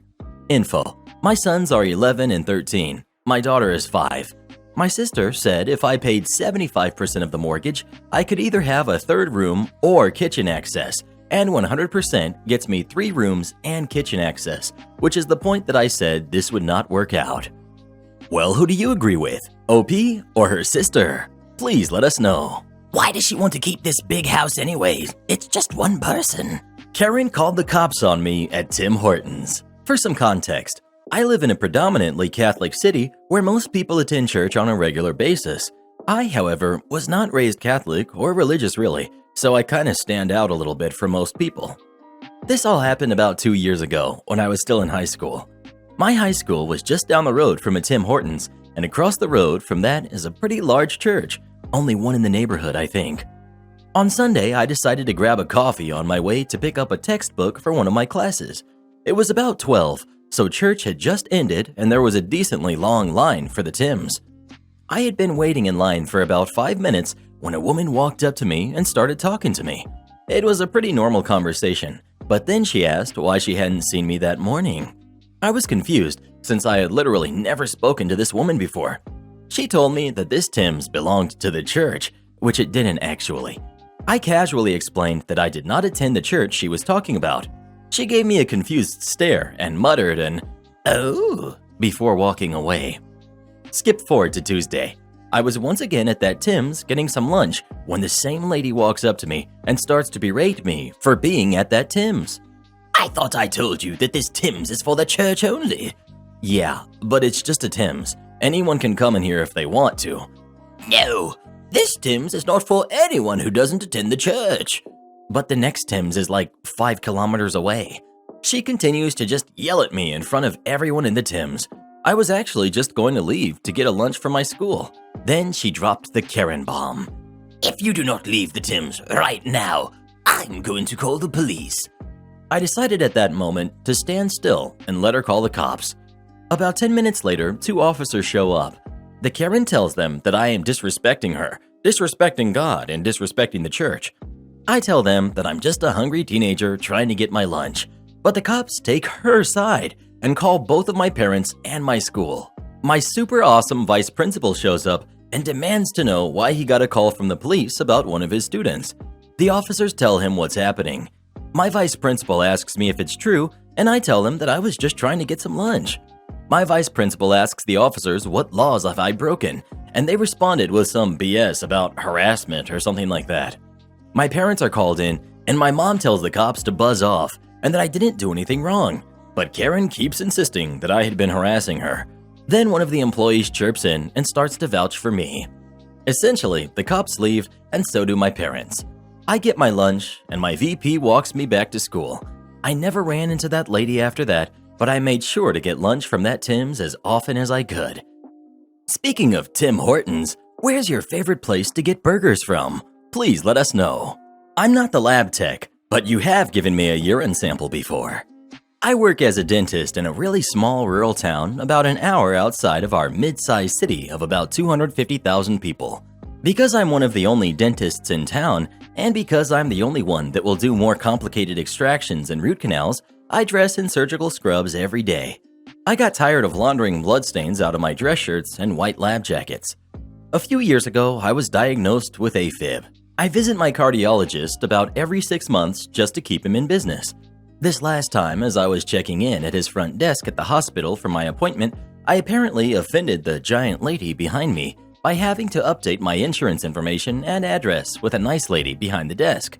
I was midway through giving nice lady my new address when Karen taps me aggressively on the shoulder. Can't you guys talk on your lunch break or something? I've got another appointment after this. Immediately, I turn on my impassive, expressionless face I use with my own agitated patients. Rather than responding immediately, I finished giving my information to nice lady. When I was done, I turned to face Karen, who was not pleased with my delayed response. I'm not a small man. The word husky has been thrown around a time or two. But I felt small standing there with her glaring down at me. I think you've confused the situation here, ma'am. I'm a patient here checking in for my appointment. As soon as nice lady is done with me, I'll go sit down and you can check in. I thought I was polite, but I think nice lady was smirking or grinning behind me because Karen just about had an aneurysm on the spot. I've been coming here for 6 years, she shrieked. I just stared at her evenly. I know you've drawn my blood before. I just kept staring blankly for a moment, then said, No, I haven't. I'm a dentist. And at that moment, I remembered her. She had been an emergency patient I had seen one time only for a toothache years before when I worked in a practice here in town. It had been a catastrophic visit, and she never came back. She remembered me at that same moment, and she saw in my expression that I remembered her. Oh yeah, was all she said and stepped back. I quickly wrapped up my business with Nice Lady and meekly sat in a chair. Karen eventually made her way into the waiting room and sat with her back resolutely towards me until I was called back by the nurse. I went through my cardiology checkup and had forgotten about my GL by the time I was done. As I went to leave, I waved at Nice Lady on my way out. Pro tip, always be extra polite and kind to the office support staff. They have way more influence over your provider's attitude towards you than you realize. How you treat them can influence how your doctor treats you. Nice Lady waved me over before I left and told me in a quiet voice that I was the first person to ever shut Karen down mid-attack. I guess Karen is in there at least monthly, and she is always rude and demanding, and most people, being intimidated by her size, just defer and let her have her way. I just smiled and said, guess I'm just lucky. She smiled and I walked off. I am not lucky. What I couldn't say because of HIPAA, American law governing the share of personal health information, is that when Karen was my patient for exactly one visit, I had pulled a really loose infected tooth for her. After the really simple extraction, as I was placing some gauze over the bleeding hole and telling her to relax in the chair and not stand up too fast if she felt lightheaded, she did exactly that. She stood straight up, immediately swayed, and passed out, crashing headfirst over the chair into the tray of used instruments. The chair completely gave out and collapsed, screaming and groaning to the floor. Karen went to the bathroom in her collapse, and the smell literally made my assistant retch. We spent the next few hurried minutes getting her revived and on oxygen. I'm not a small guy, as I've said, but we could not physically move her. And once she was down, apparently she could not physically move herself either.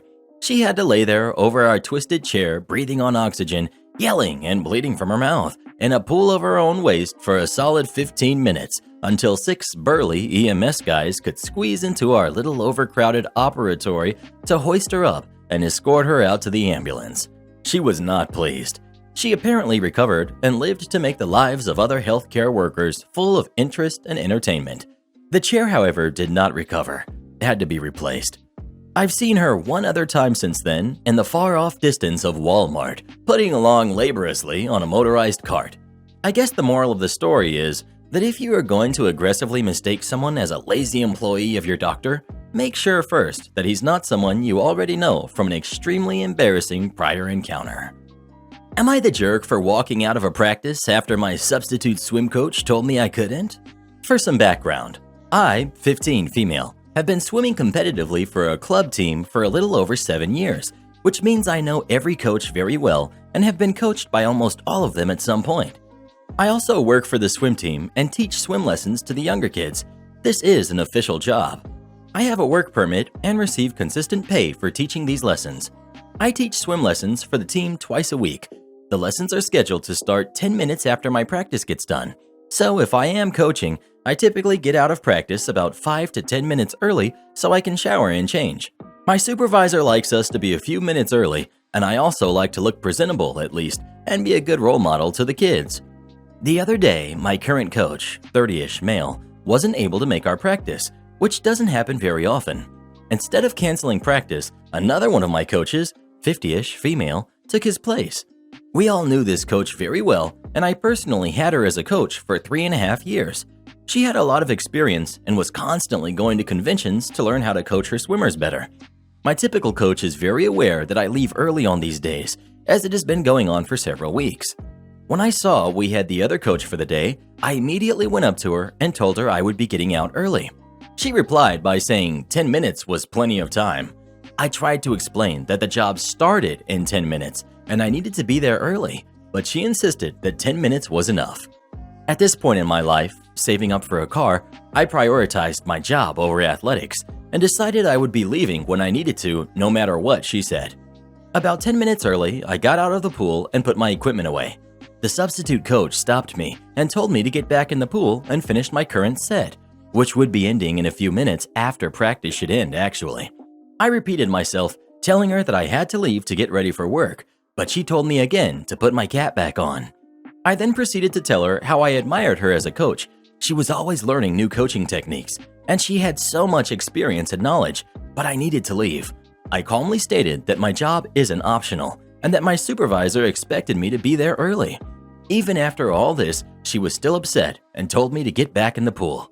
I firmly said that I was not asking for permission, I was telling her I was leaving, and then walked out. She was gone by the time I returned to the pool deck to begin work. I have never stood up to an adult like that, and I'm wondering if I made the right decision. I don't want her to tell my normal coach and have him be upset either. Am I the jerk? Edit. Wow, that blew up fast. I didn't expect such a large response so quickly. I thought I should add that my supervisor has expressed he likes us there early. My normal coach is also fully aware of my schedule. Additionally, I am paid for the full hour. The lesson is only 50 minutes, but we have to gather equipment and organize the kids before it starts, so I like to be early because I am being paid for those 10 minutes before we start. Thanks for all the feedback. Well, who do you think is the jerk? OP or substitute coach? Please let us know. Sometimes you have to stand up to adults. This was definitely one of those times. My managers forced me to risk my life to make $0 tonight. I put in my 2 weeks. I've been working at a chain wing restaurant to be left unnamed for about a year and a half. It's in a very small, predominantly white, podunk, empty span can of a town. The clientele is hands down the worst clientele I've ever worked with in over a decade that I've worked in customer service, but due to the volume, the money was very good. This has changed recently, coupled with the fact that our management team doesn't value our time. They clock us out the moment we cash out, regardless of if we're done with our work. So much of our side work is done off the clock, casual wave theft. On top of our GM refusing to cut anyone ever. Saturday there was an event somewhere in town and our GM told the shift manager to not make cuts, and I ended up taking 3 tables in 6 hours. Another manager is also telling employees not to put in their notice because it might make the GM mad and he'll mark you as a no rehire, because threats are easier than just being a better management team. We've been really understaffed for months now, like having to close sections because we don't have a server for them understaffed. And I, being one of only a handful of servers with an open availability, was working 9 out of 10 shifts a week, most of them being double closes. Despite this, I'm still getting chewed out and written up for the most minute things. I left like 10 pieces of silverware after a double close because I opened up the next morning and was just going to do it then because I was ready to go, and I was written up after already doing it the next morning.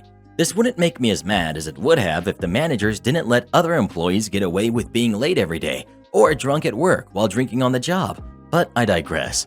So to say I've been over the bull for a while is the understatement of the century. Today was the last straw. We're in the middle of a round of storms, mildly relative to the last few, but we're under a flash flood emergency.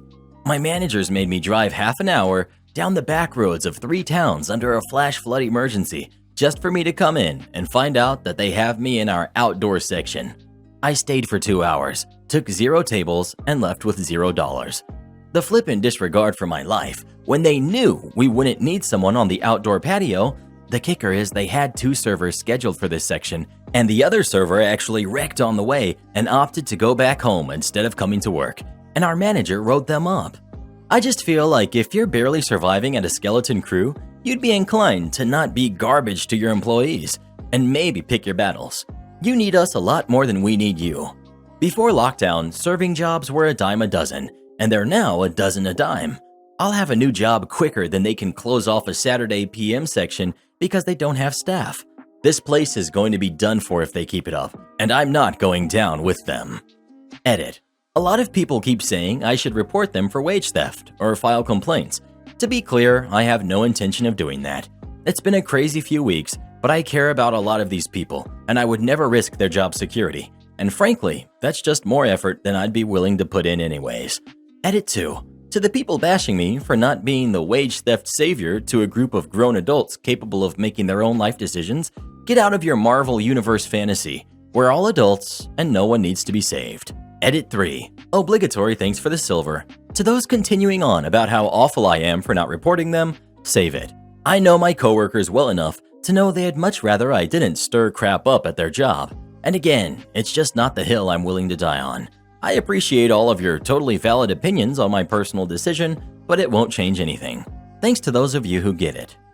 Don't schedule anything for your job? Roger. While I usually work in the structural engineering side of our enterprise, occasionally I will assist with some of the generic civil projects. We are a design-build company, exactly what it sounds like. I've been working with a project manager who has been with the company since its founding nearly 30 years ago. We will refer to him as Rob for this story. Important note, this project takes place near Fairbanks, Alaska. Well, about 2 weeks ago, Rob asked me to look into what it would take to get a 40-yard bin dropped off on site for scrap metal from an old tank that was being demoed. He said we want the bin to arrive on Monday, so Monday of last week. I get scrap pricing as well as a drop-off schedule through a local scrapyard and inform Rob of the scrap price and mention that the delivery has been scheduled. Fast forward to that Monday, and I get a call from Rob, and he's just screaming and chewing me out for my scheduling the delivery of this bin. He says, "I told you to look into it, not to schedule it." Well, to me, that means schedule it, and I pointed out that I informed him via email that the bin would be dropped off. Rob then says, "I don't care what the other PMs have you do. Nobody schedules any delivery to my job but me." All right, fine, I can do that. I send him an email which says something along the lines of, "I understood from our conversation this morning that in the future I will not schedule any deliveries for your projects. Is this correct?" That evening, a one-word response, "Yes." Last Wednesday, I get a call from the company which will be supplying the crane for our project. They inform me that they would like to get the 60 RT crane, pretty decent size, delivered to the job site on Friday. I tell them that I cannot confirm that delivery and that I will need to get Rob in touch with them. I am informed that we need to get this handled ASAP because we are getting close to the delivery window. For those unaware, I assume most everyone, as I didn't know this until the conversation, there is a time in the late spring in parts of Alaska where delivery of loads over a certain weight are not allowed due to the damage that the load will do to the roadways with subgrades that are recently unfrozen. Apparently, this window changes from year to year, but is in place starting this week. You can still transport heavy loads, but it takes additional permitting and has a fee, much like normal oversized loads. I call Rob and leave a voicemail for him that he needs to call back our crane supplier and they need confirmation for delivering on Friday. I follow up with an email. I did not hear back on Wednesday, so I repeated the procedure on Thursday morning, again with no answer to either call or voicemail.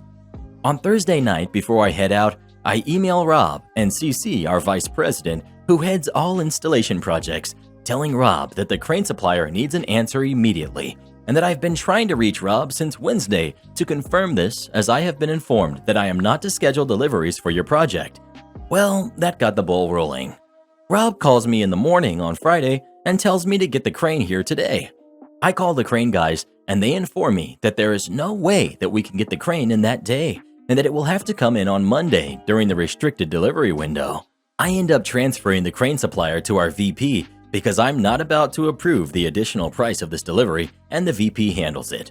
VP is a cool guy. He's a bit annoyed with me, but I forwarded him the email confirming that I am not allowed to get deliveries scheduled and he is completely off my back about it. Sounds like we are out about $10,000 due to the additional charges for this delivery, and guess who is allowed to schedule deliveries again? I should note that the owner is in the office every day and he's not the kind of guy to take lightly to the fact that he is out 10 grand because someone lost his cool about something stupid.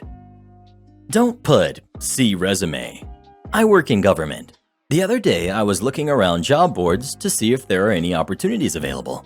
Lo and behold, I found one that I am well qualified for. Onto the application process. Luckily, I am on one of those sites that stores my information so I don't have to fill out my name, job history, etc. I dust off my resume, required, and list my job dates, titles, and duties, and also my cover letter, tailoring them specifically to the job at hand. Everything looks good. Onto the questions section, which usually includes race, gender, veteran status, etc. But apparently, that wasn't good enough for this job. They also had a bunch of supplemental questions. While not totally unheard of in the government field, it is a giant pain in the butt. There are multiple questions. Some are multiple choice, asking how many years I have with a specific skill. However, after each multiple choice question, there's a question asking me to detail my job dates, titles, and duties where I gained this experience. Then at the end of the question it says, "Please do not write see resume." Why shouldn't I? My resume has those exact things. So I decided to maliciously comply. I did not write see resume. Instead, I copy and pasted large sections from my resume directly into the text box. It had all the necessary information, and I kept my bullet points, etc. Spoiler alert, I was not selected to interview for the job. When I decided to do the malicious compliance, I basically decided that I didn't need the job that bad. P.S. I hate all the hoops that some employers want you to go through for the privilege of working for them. I think there's a theory that if you really want to work for them, you will do the hoops. However, good potential employees, already employed and reasonably happy, know their worth and don't want to do these unnecessary steps. It basically gives away that the employer is high maintenance. It keeps away the lazy people, but also the good people, driving your workforce to the middle, in my opinion. Some have mentioned that the questions help screen people, especially when dealing with large volumes of applications. While I do understand, this job is not one that would have a high volume of applicants, more like 20 or so. Karen says, "You will respect me," then gets what she deserves. This happened some years ago in my first year at college. The Karen, crazy lady. We've got the guards, security guards at the station, and we've got the other lady. I was just returning to college after a winter break and was traveling from the airport at night to my campus on the other side of the city. So I needed to change a couple of subway lines and buses. I had with me a big suitcase, my backpack, and a notebook carrying case. I got off of the subway and started looking for the elevator so I don't have to use the escalators with all of my stuff and cause any problems. I find the elevator and it's just closed its doors and a couple of people were already in line waiting. I got in line to wait and a Karen arrived and started pushing people aside and trying to cut in front of them. As Karen, did not look nearly older than 40, was trying to get past me, I turned to her and said, "Ma'am, where do you think you're going? You need to get in line to use the elevator, and all of these people have been waiting to use it just like you." She opens her eyes wide and makes a disgusted face to me and says, "Don't you people read?" Pointing to a sign that reads, "Please give priority to the elderly and disabled," or something very close to that. I'm normally a very nice and polite guy, but I was exhausted and could not deal with her. So I said, "Oh, sorry, which are you? The elderly or disabled?" Karen is triggered. She started shaking with rage and shouted, "You are just a rude, ignorant brat. I'm older than you. You will treat me with respect." I smiled and said, "You are older than me, but you're not elderly. Plus, you talk about respect, but you pushed aside a mother with a stroller and a man in a wheelchair." She did. "Where's your respect to all of these people you cut in front of?" She held out her arms in her fur coat, enough for being a jerk of a person, and tried hitting me with a bag of hers.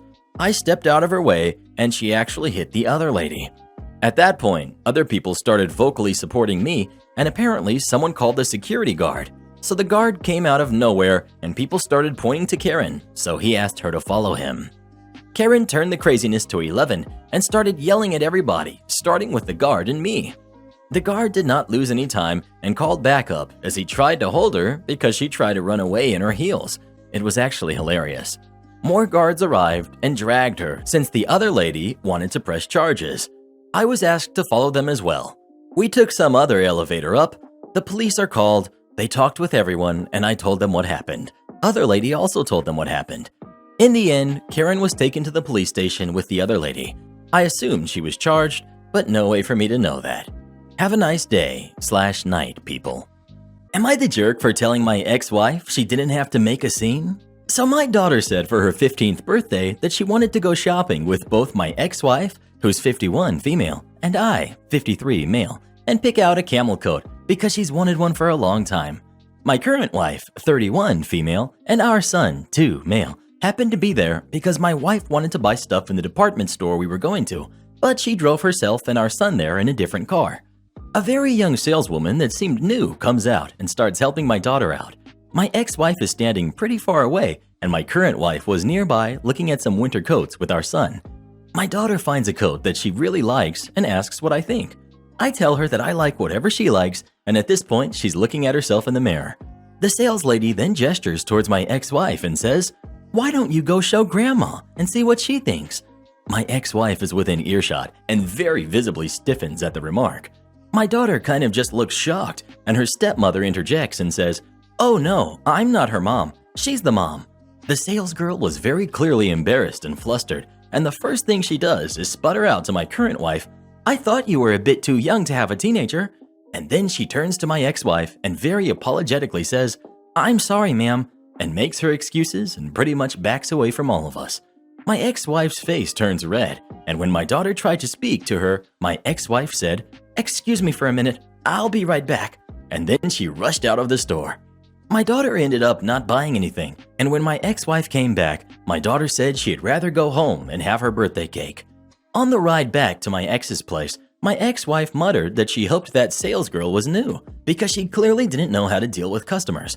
I didn't think that was fair for my ex-wife to say rude things about someone who just made an innocent mistake and to still be holding a grudge over a stupid comment. When our daughter was out of earshot, I told her that she didn't have to ruin the day by leaving the store and that I've been mistaken for somebody's brother that I looked 0% like. She started crying and saying that's not the same thing as being called someone's grandmother, and how dare I fault her for her reaction. Then she sarcastically said, "Thanks again for helping the world remind me how gracefully I'm aging." Am I the jerk here? I was just defending this poor girl who clearly just spoke her mind. My Karen daughter is demanding I pay for her college. I, 48 male, have 3 kids with my ex. My son, Joe, who's 24, and 2 daughters, Jane, who's 21, and Amy, who's 19. After the kids were born, my great-grandmother started a small education fund for each of them that I have now controlled since her passing. There weren't any specific criteria for this fund within the context of the law or bank policy because of the type of fund my great-grandmother started. I've added my own money to fund, and my parents have occasionally put in some cash, but it was never expected. My ex never put a dime into it, but always wanted to have equal control of it, and every time I refused, she would get upset. Over the years, she's tried to say that she needed money from the fund for expenses for the kids, citing that the child support I was paying wasn't enough. I still refused and said that to just send me the bill and I'll pay for it directly. She didn't want that and would shut up after I asked how she could be so desperate for money for our kids but refused to give me any details. Fast forward to when Joe was going to college, and I told my son to just give me enough information so that I can pay the school every semester and he'd be good. My ex tried to convince him to get me to give him all the money so that way he could have his privacy. My son did consider it, but decided that he'd rather I just do this for him because he was worried of blowing through the money. I was proud of him. Jane, however, gave into her mom's way of thinking and insisted that I just give her the entire fund during her second year. I tried to convince her that this way was best and pointed at how well this worked out for her brother. Jane just called me controlling and said that I didn't respect her enough to let her make her own choices. Eventually, I relented, but made it clear that this was all the money that there was for her college, that once it's gone, and she was on her own if she needed more. Everything seemed fine up until about a few weeks ago, and Jane called crying, saying that she wasn't going to finish because she ran out of money. I asked her what happened, and surprise, surprise, Jane gave money to my ex. I let her vent and then told her that everything was going to be okay, that while she may not graduate by a certain time, she can still finish school. She'll just need to apply for grants, scholarships, loans, and maybe even take a year off to just work. How I would tell the school how she was on her way so she could get more money. Both Jane and my ex are upset with me because they expect me to pay for her schooling and that I was being horrible for wanting her to struggle with loans. To me, this isn't about being petty, but rather giving Jane a hard lesson. She wanted to be treated like an adult. Well, finding your own way is what adults do. Joe agrees with me, but now Amy is being pressured to access her fund to help her sister. Technically, I could help, but I'd rather Jane work for it herself. Am I the jerk? ETA, because I saw this question and wanted to clarify. Each fund is separate and in each kid's specific name. I added money in equally to all of them, but technically Joe ended up with a lesser amount because the funds were created at the same time for each kid, so Jane and Amy's funds had more time to grow with more interest. 2.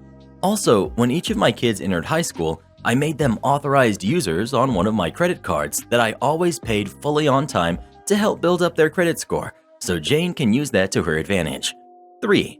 By senior year of high school, each of my kids were told how much money they would have for college, and that if there was any left over by the time they graduated, it was theirs to do with as they pleased. 4. Joe and Jane both went to in-state universities to save money, but Amy is considering going out of state, so she's really going to need every penny from the fund. She's even taking a year off before applying, just to work so that she can save more money. It's one of the reasons her mother and sister are using to justify Amy giving Jane some of her money. 5. We're American and living in the United States. Well, what do you think? Should OP pay for the rest of Jane's college or not? Please let us know. Don't give in to her and her mom's bullying. Karen is strong with this one. I let a restaurant fail on a busy night, and it kickstarted my career. This was when I was 18. I'm 34 now. So 2004 to 2005. Think pre-iPhone, but cell phones like the Nokia 3310 exist, which I had one because my parents wanted to make sure I always could be contacted. I worked at a bar chain restaurant for 6 months. Let's call it C. It was a completely new store. When we opened, we were the only building for 8 blocks, except for the sister restaurant next door that was part of the same investment group as C. It was a decent upper-middle-class white neighborhood, so we'd get lots of people in the door. I was originally hired as to-go, but I was trained up in almost everything in the restaurant, and I frequently filled shifts, and I got most hours for it. It was the worst job I ever had, and still is. After getting shifted around to different homes, to go, QA, host, sometimes server, I eventually ended up in bus, cleaning tables. They promised they would move me off of bus once we had bussers, but as we'll find out later, that day never came. The main reason this happened is that we ran out of bussers. They tried hiring bussers at a rapid rate, but it didn't work. The average survival rate for a busser was 2 weeks, including training time. Eventually, our reputation of chewing out bussers made its rounds. No one would even show up for interviews for the job. See, at C, a pecking order had been established. At the top, you had the managers, then it was the servers, then it was the bar servers, restaurant servers, etc. Guess who was at the bottom? That's right, bussers. Anytime I spoke up about how people needed to pre-bus their tables, people scoffed and said I should just do my job. I explained how I could clear an entire restaurant by myself if everyone pre-bussed their tables. 30 seconds per table versus 8 minutes per table. Deaf ears. So I have to explain why there's a huge time differential between a pre-bus table and a total bus table. If the servers took every plate off the table, even if the table was grody, I could wipe it into my bucket, clean up a few things, wipe off the seat, reset the center of the table, and move on to the next table. I'd be in and out in about 30 seconds and on to the next table. However, if I had to totally bus a table, I'd have to take all of the plates and organize everything on the tab. Time varied depending on the number of people at the table. 2 minutes for a 2-top, 4 to 5 minutes for a 4-top, etc. If a table had ordered lots of drinks, multiple fajitas, each fajita meal contained less than 6 dishes, and or had been particularly unsanitary about their eating practices, unruly kids usually, you could add up to 3 minutes per table. This also compounds that I had to go back to the kitchen and sort through all of the plates, cups, etc. Well, 2 months into my "we're going to move you off of busing once we find bussers," it's a busy Saturday night. I'm talking 1 hour wait at 6:30 p.m. Half the tables are currently dirty and I'm working my butt off, but each table takes about 5 minutes because no one is pre-bussing tables. I'm told the priority is the restaurant, so I had to tell the bar waiters that they probably wouldn't be bussed at all because it would be so busy. They were not having that, and the on-shift assistant manager told me that I should do my job, but I should still prioritize the restaurant, not the bar. Whatever. I'm constantly telling servers to pre-bus their tables, only to be ignored. It was a particularly bad night, so I asked if the dishwashers could help me out when I brought back my tabs instead of organizing everything myself. They were nice, so they agreed, and it was a decent system. Cut out 2 to 3 minutes per table. It was still pretty hectic, with lots of people wanting food. It still didn't help that I had to go back to the kitchen every time there was a full bus table. Enter Karen, queen of the bar server jerks. Remember that pecking order I mentioned? Yeah, she was the queen of the server order. She was one of the ones that constantly berated me for my job performance, despite the fact that I did more than almost anyone else in the restaurant. She made my last 2 months a living heck, constantly telling me that I didn't do a good job, that she had to wait for me for too long, etc.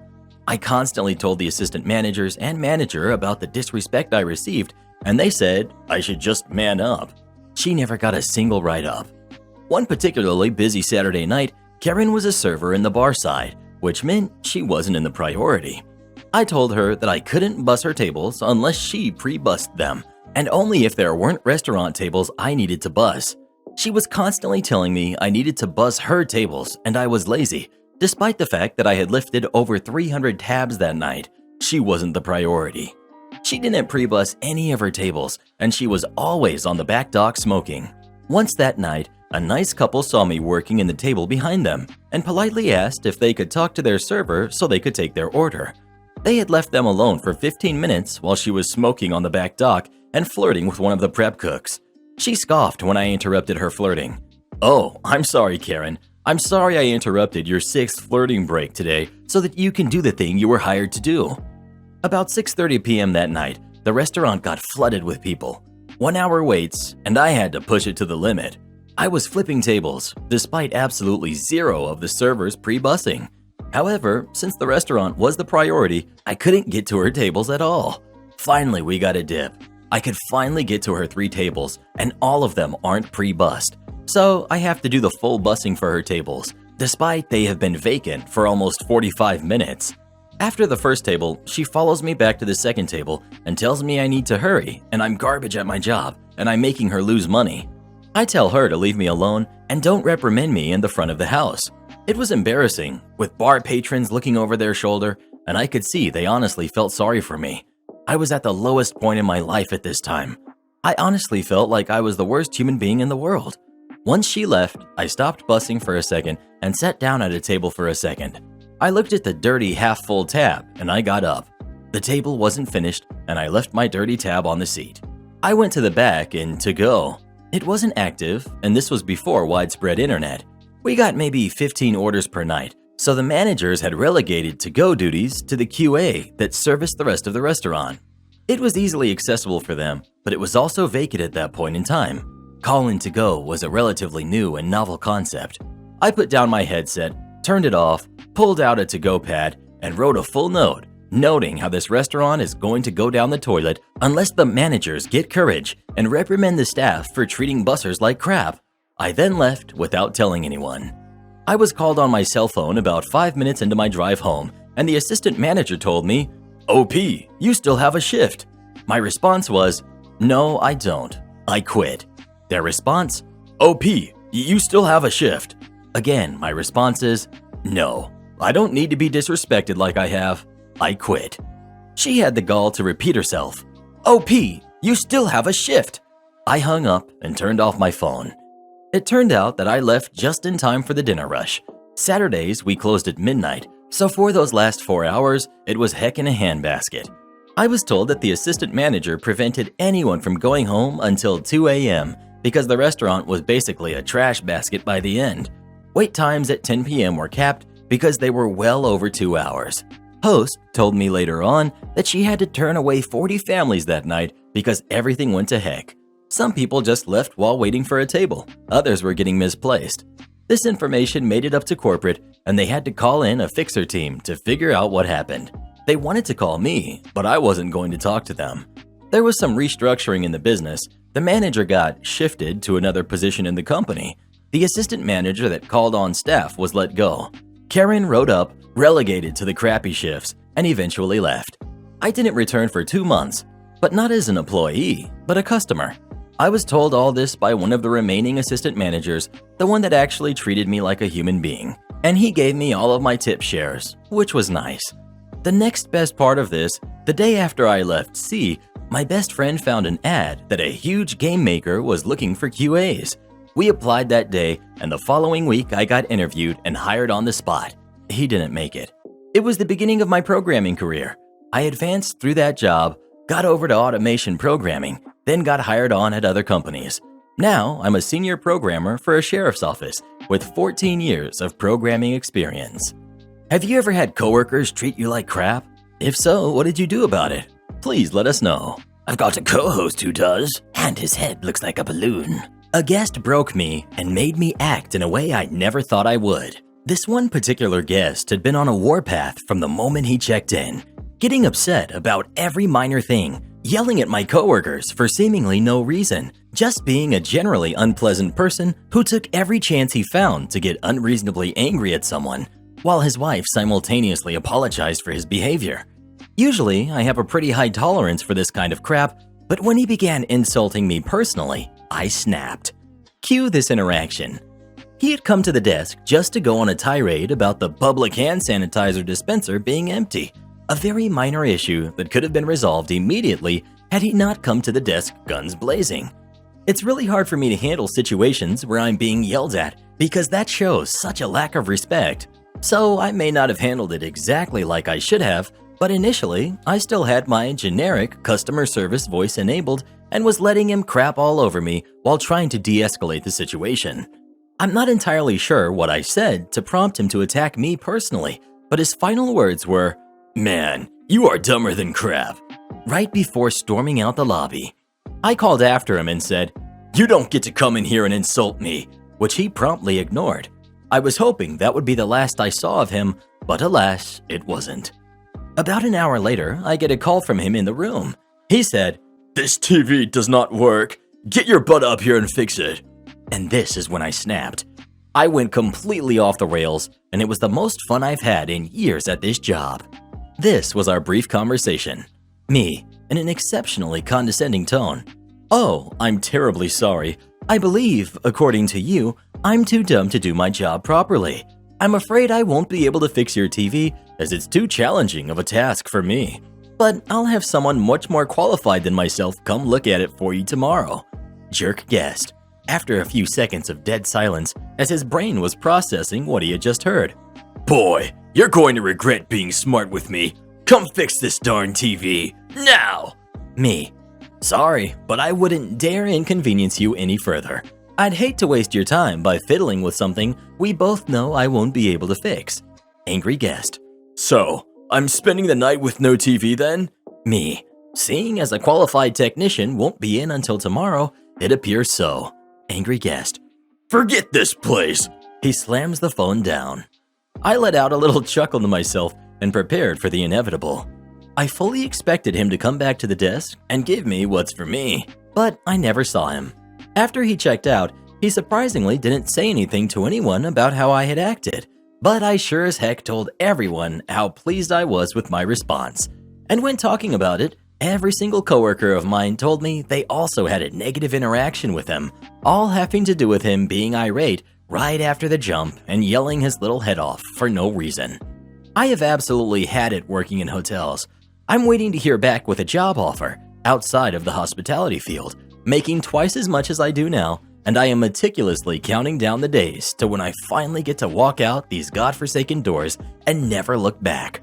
I don't know what it is, but guests have just been a nightmare the last several months.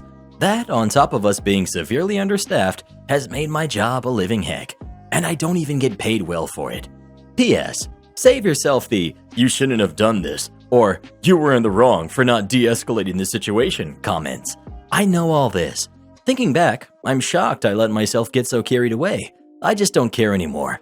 That jerk needed to be put in his place, and I am darn near my breaking point, if I haven't reached it already. Working in hotels is making me a bad person, and I desperately need to escape it. Edit. What I believe I did wrong here was how I responded to his insults. I know I was 100% right to confront him about the disrespect, but doing it in a roundabout, condescending way should have been avoided. I could have fixed his TV in 30 seconds, but refused to, and I wanted him to know I was refusing to. And I don't mean this particular interaction makes me a bad person. I mean working this job has severely deteriorated my mental state. I find myself being cold and impolite with guests who don't deserve it just because I've developed a deep disdain for the job. And I sometimes catch myself taking it out on my coworkers too. Working a job I hate is what's making me a bad person, and I'm trying desperately to find something where I can be happier. Update. I got the job. I am beyond excited and can't wait for these few weeks to pass so I can get out of here. Am I the jerk for refusing to give my friend his PS5 back until he paid me the money he owed me? A few years ago, when me and my friends were in uni together, we all went for a meal together for another friend's birthday. One of our friends, not the one having the birthday, said he had forgotten his debit card. I ended up agreeing to pay for his meal and drink for him on the condition he would pay me back. He never did. This became a continuous cycle, with him having a different excuse all the time. I think I ended up paying for a takeaway, the cinema, and another meal for him because I'm a sap before I eventually stopped refusing to pay for stuff for him until he paid me back what he owed me, which was just over £100. The following year, after uni ended, I ended up hitting a rough point and was struggling for cash. I repeatedly asked him if I could have that money back to help me out a bit, but he kept on telling me that he couldn't afford to pay me back at that point in time. Meanwhile, he was quite happy to brag about buying himself a new $2,000 Alienware laptop, a replica sword from the film Blade for a couple £100, a new 65-inch TV, a big speaker, and a pool table. His family are quite well off and give him an allowance, even now that he's in his 20s. And yet, despite this, every time I asked him for the money, it was one excuse after another. Skip forward 2.5 years. When the lockdown hit, he kept telling me once lockdown restrictions eased and he could visit, he would bring me the money. But once he was legally allowed to visit again, it was back to the excuses of, "Oh, I don't have the money yet," and stuff like that. Despite all this, he bought himself a brand new PS5. He brought it round to my place where me, him, and some friends played through the Dark Pictures games. He ended up going home as it was easier for him for work and told me that he would be back to pick up the PS5 the next day. The next day came and he told me he was on the way to pick it up, so I texted him saying, "Bring that money you owe me while you're at it, please." He sent me the same drivel. "Oh, I don't have it at the moment. Maybe next time, etc., etc." To which I said, "No worries. Well, I'll just hold on to your PS5 until you have the money then, if that's all right, because it's been nearly 2 years." He got angry, had a bit of a kickoff, but I stuck to my guns. He showed up within half an hour with the money in full, and I gave him his PS5 back. Just to clarify, this was never planned, just an idea that sprang up in my head when he told me he was collecting his PS5.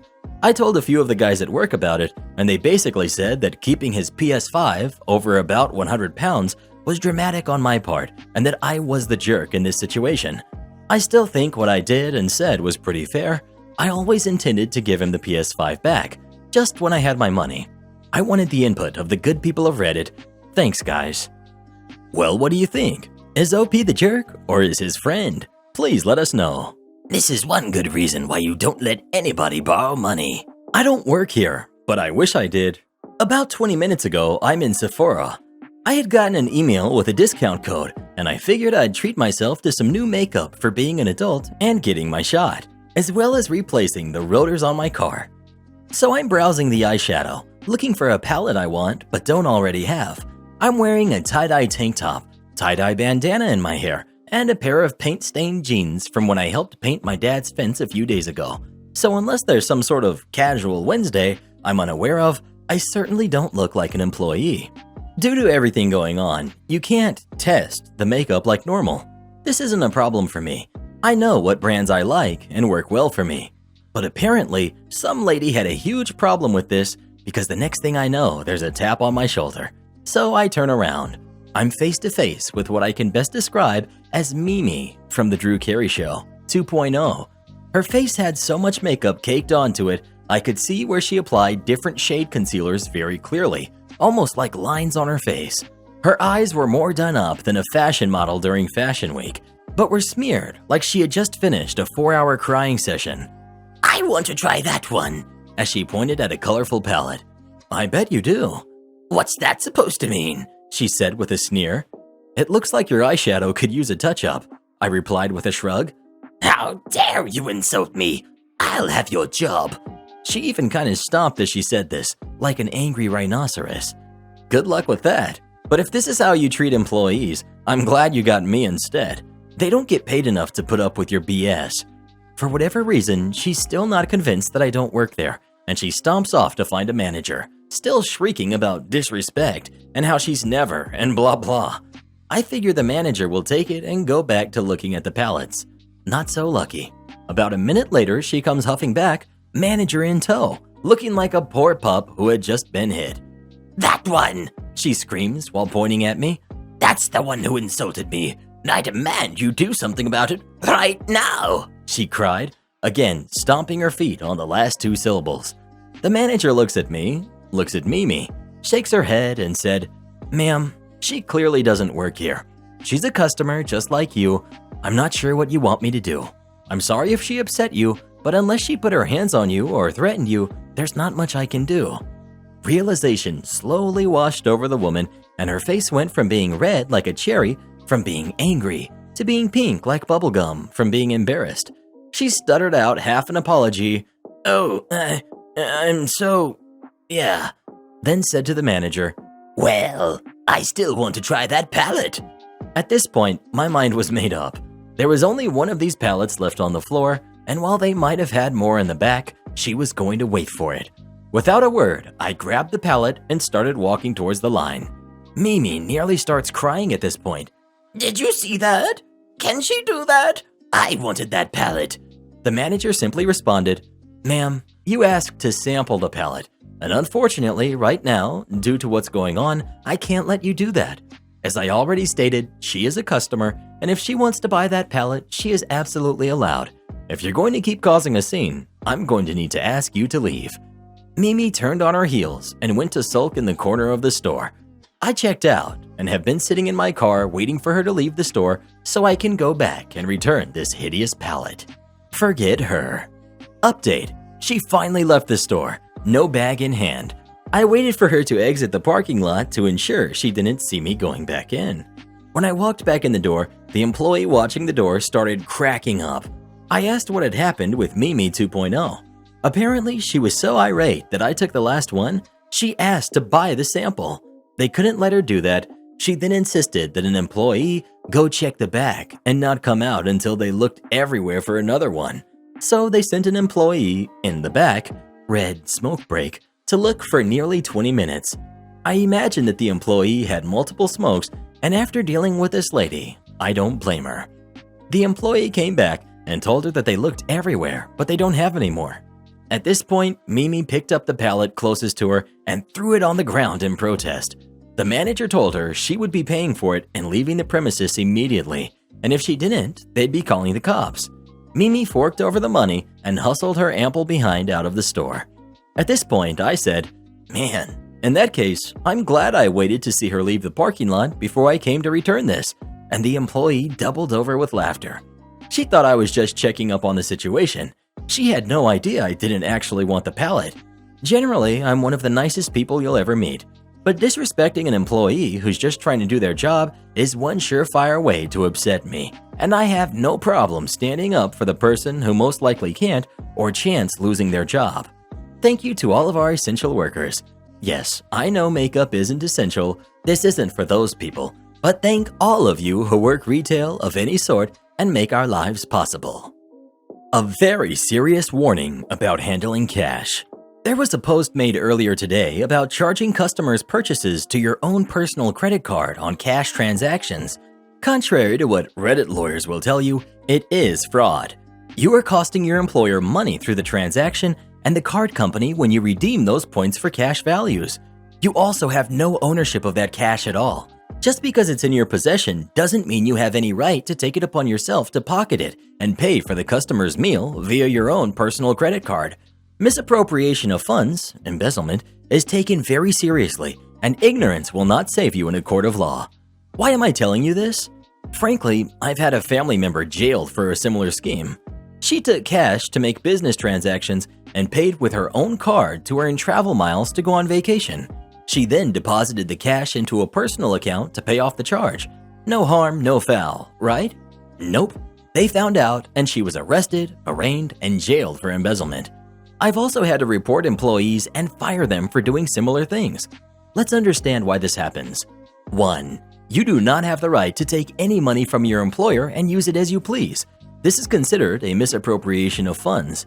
You are an extension of the business, and you are obligated to follow cash procedures when you are at work or conducting outside business. like bank deposits, money counts, business trips, etc. That means cash goes in the cash drawer when handed to you for a purchase. Falsified transactions do not look good on the company's books either. As someone else mentioned, cards have fees, and you are in fact skimming money of the business's bottom line, sometimes to the tune of 5 to 11% per transaction for small businesses. 2. As a former retail manager, this kind of thing sucks to deal with. Often, it's out of our hands whether you get fired or not. As minor as this seems, I would bet you'd be hard-pressed to find a business that wouldn't fire someone for this. 3. Card companies and corporate businesses are very good at detecting fraud like this. One of my former coworkers put his rewards account on 2 purchases for 2 different customers. The next day, he was fired over the phone by corporate. How did they catch him? He sold phones, and they noticed his rewards account showed 7 phones purchased in 1 year. They checked the receipts and saw that 5 of the phones were purchased on 2 separate transactions on the same day. Both transactions showed names of the customers who made the purchases on their personal cards. You will get caught eventually, and you will most likely lose your job. 4. Shrink is a huge problem for many businesses. Often, bigger companies will have personnel dedicated to investigating and reducing shrink. You bet your little behind that you will throw up red flags as an employee very fast if you have 30 transactions all tied to your credit card in one day. It's not hard for someone to look at your purchase history and realize that you didn't in fact buy 45 pizzas over 30 transactions on the same day. Even if you're convinced I'm wrong, think about the ethics of the situation. You aren't being transparent with the customer or your employer. Go ask your boss what she thinks of your brilliant scheme to make more money. I doubt he or she or they would be happy. Now there are exceptions, like if your employer asks you to put a purchase on your personal card and they plan on reimbursing you. Please be smart. You aren't the first to do this. You aren't smarter than everyone who's been caught. You are, however, a fool to consider attempting this. I'll put it to you this way. If it was legal, everyone would do it. I would bet your boss would even do it. Still not convinced? Play the system. The system bites back and it bites hard. I don't know about you, $24 extra per month isn't worth losing your job and possibly facing jail time. Entitled mom books the ice rink the wrong day and expects us to share. Background: I'm an adult figure skater and I practice in a big group of other adults. There are skaters going from beginners up to former elite skaters. During lockdown, the public rink we usually skate in has been closed, and occasionally we have rented a private rink for an hour to skate. It's a lot more expensive than our ordinary practice, but you gotta do what you have to. Also, it's incredibly hard to get these time slots since the demand is high. Skating is a safe sport, no worries. We are 8 people on the whole ice and change outside. It is all correct by our laws. A few months ago, we had rented the ice and arrived at our time. Since we are responsible and change outside, we couldn't see what was happening inside. Once I and one of the other skaters were ready to go on the ice, we headed inside, and by the rink side, we find about 10 parents and something like 15 to 20 kids ages 3 to 6. One of the moms, entitled mom, approached me with a worried expression. Karen: Are you the ones that rented the ice? Me: Yes. Entitled mom: You see, we were just informed that we booked the wrong day. Apparently, we booked next week this time, but we are here today. Me: I'm sorry to hear. What a bummer. Karen looks at me and the other skater. Is it just the 2 of you? The others are still tying their skates outside, and only the 2 of us had come inside. Me: No, we are a whole group. Can't we just split the ice in half? No. We're not here to joy skate. We're practicing seriously. For several reasons. The first and foremost, it is incredibly dangerous. If I run into your kid, they will get hurt, and I risk hurting myself too. But I mean, it's your kid. Do you want them to get hurt? I would never, ever let my non-existent kids on the ice during a serious practice. Secondly, we rent the rink to be able to practice freely. Half the rink makes it impossible to practice your program. Third, kids usually drag a lot of mud onto the ice, either on their coveralls or the parents on their shoes when they walk to the ice to help them when they fall. Dirt and mud is a big no-no for skates. It'll wear them out quickly, and we'll have to pay for resharpening. Okay, here I kind of felt sorry for them. We all mess up sometimes and it sucks. Can't be fun to reschedule an event like this, and I get that. It's what happens next that makes this story entitled. The mom goes to the other parents, and I hear her saying silently, I guess you could come next week if that fits you. She then goes to the kids, points to us, and says loudly, These people don't want you to skate. They want it all for themselves. with a super accusing tone like we personally were responsible for her mistake. I ignore her and step onto the ice together with the other skater. This commotion already cost us a few minutes of our short time. I see one more from our group enter the rink, and entitled mom speaks to her too. I can't hear it though. This woman later confirms to me that entitled mom tried the same trick on her, guilting her into letting them share the ice, and then asked if the kids, now all out of their skates, could at least walk on the ice to touch it. Since they're all wearing shoes and mud rule still applies, my friend declines. Also, when the ice is newly resurfaced, it is crazy slippery and very hard to walk on. Big risk of falling and hurting oneself. The rest of our group arrives and we start warming up. Half a minute later, Karen opens the gate and lets two of the kids run straight onto the ice. I wave at her to get them back off the ice, and she waits purposely before telling them to come back, only they don't listen. She lets them slide around however much they want. Eventually, she has to walk out on her muddy shoes to pick them up and go back. Not a sorry, no nothing. Not the worst entitlement, but it still boils my blood, especially how she tries to blame us in front of the kids. Kids are usually very fond of looking at us skating since it looks cool, and when we skate publicly, we often show off whatever they want to see or teach them something. I hate to be accused of being the bad guy. Have you ever been ice skating? And if not, would you like to? Please let us know. I'd prefer to go sledding, to be honest. Keep stealing my lunch? I'll put something special in it for you. I attended first grade at a super conservative private school. I'm only 5 days older than the cutoff for being in kindergarten, so I'm the smallest kid in class, smaller than even all of the girls. My parents thought about waiting a year to send me, but I'm told I was super smart and bored at home, which pretty much condemned me to never having a chance to compete for most sports teams. More good background info. I was born when my parents were teenagers. My parents got married to do the right thing, but because of that, my dad works a factory job and money is super tight. I'm pretty sure in retrospect that my grandparents were paying for the private school tuition. We lived in what would be considered a rough neighborhood, and they didn't want me in the public schools. All of my clothes came from garage sales. I'm the stereotype of the kid who gets picked on in school. Little, poor, poorly dressed, nerdy.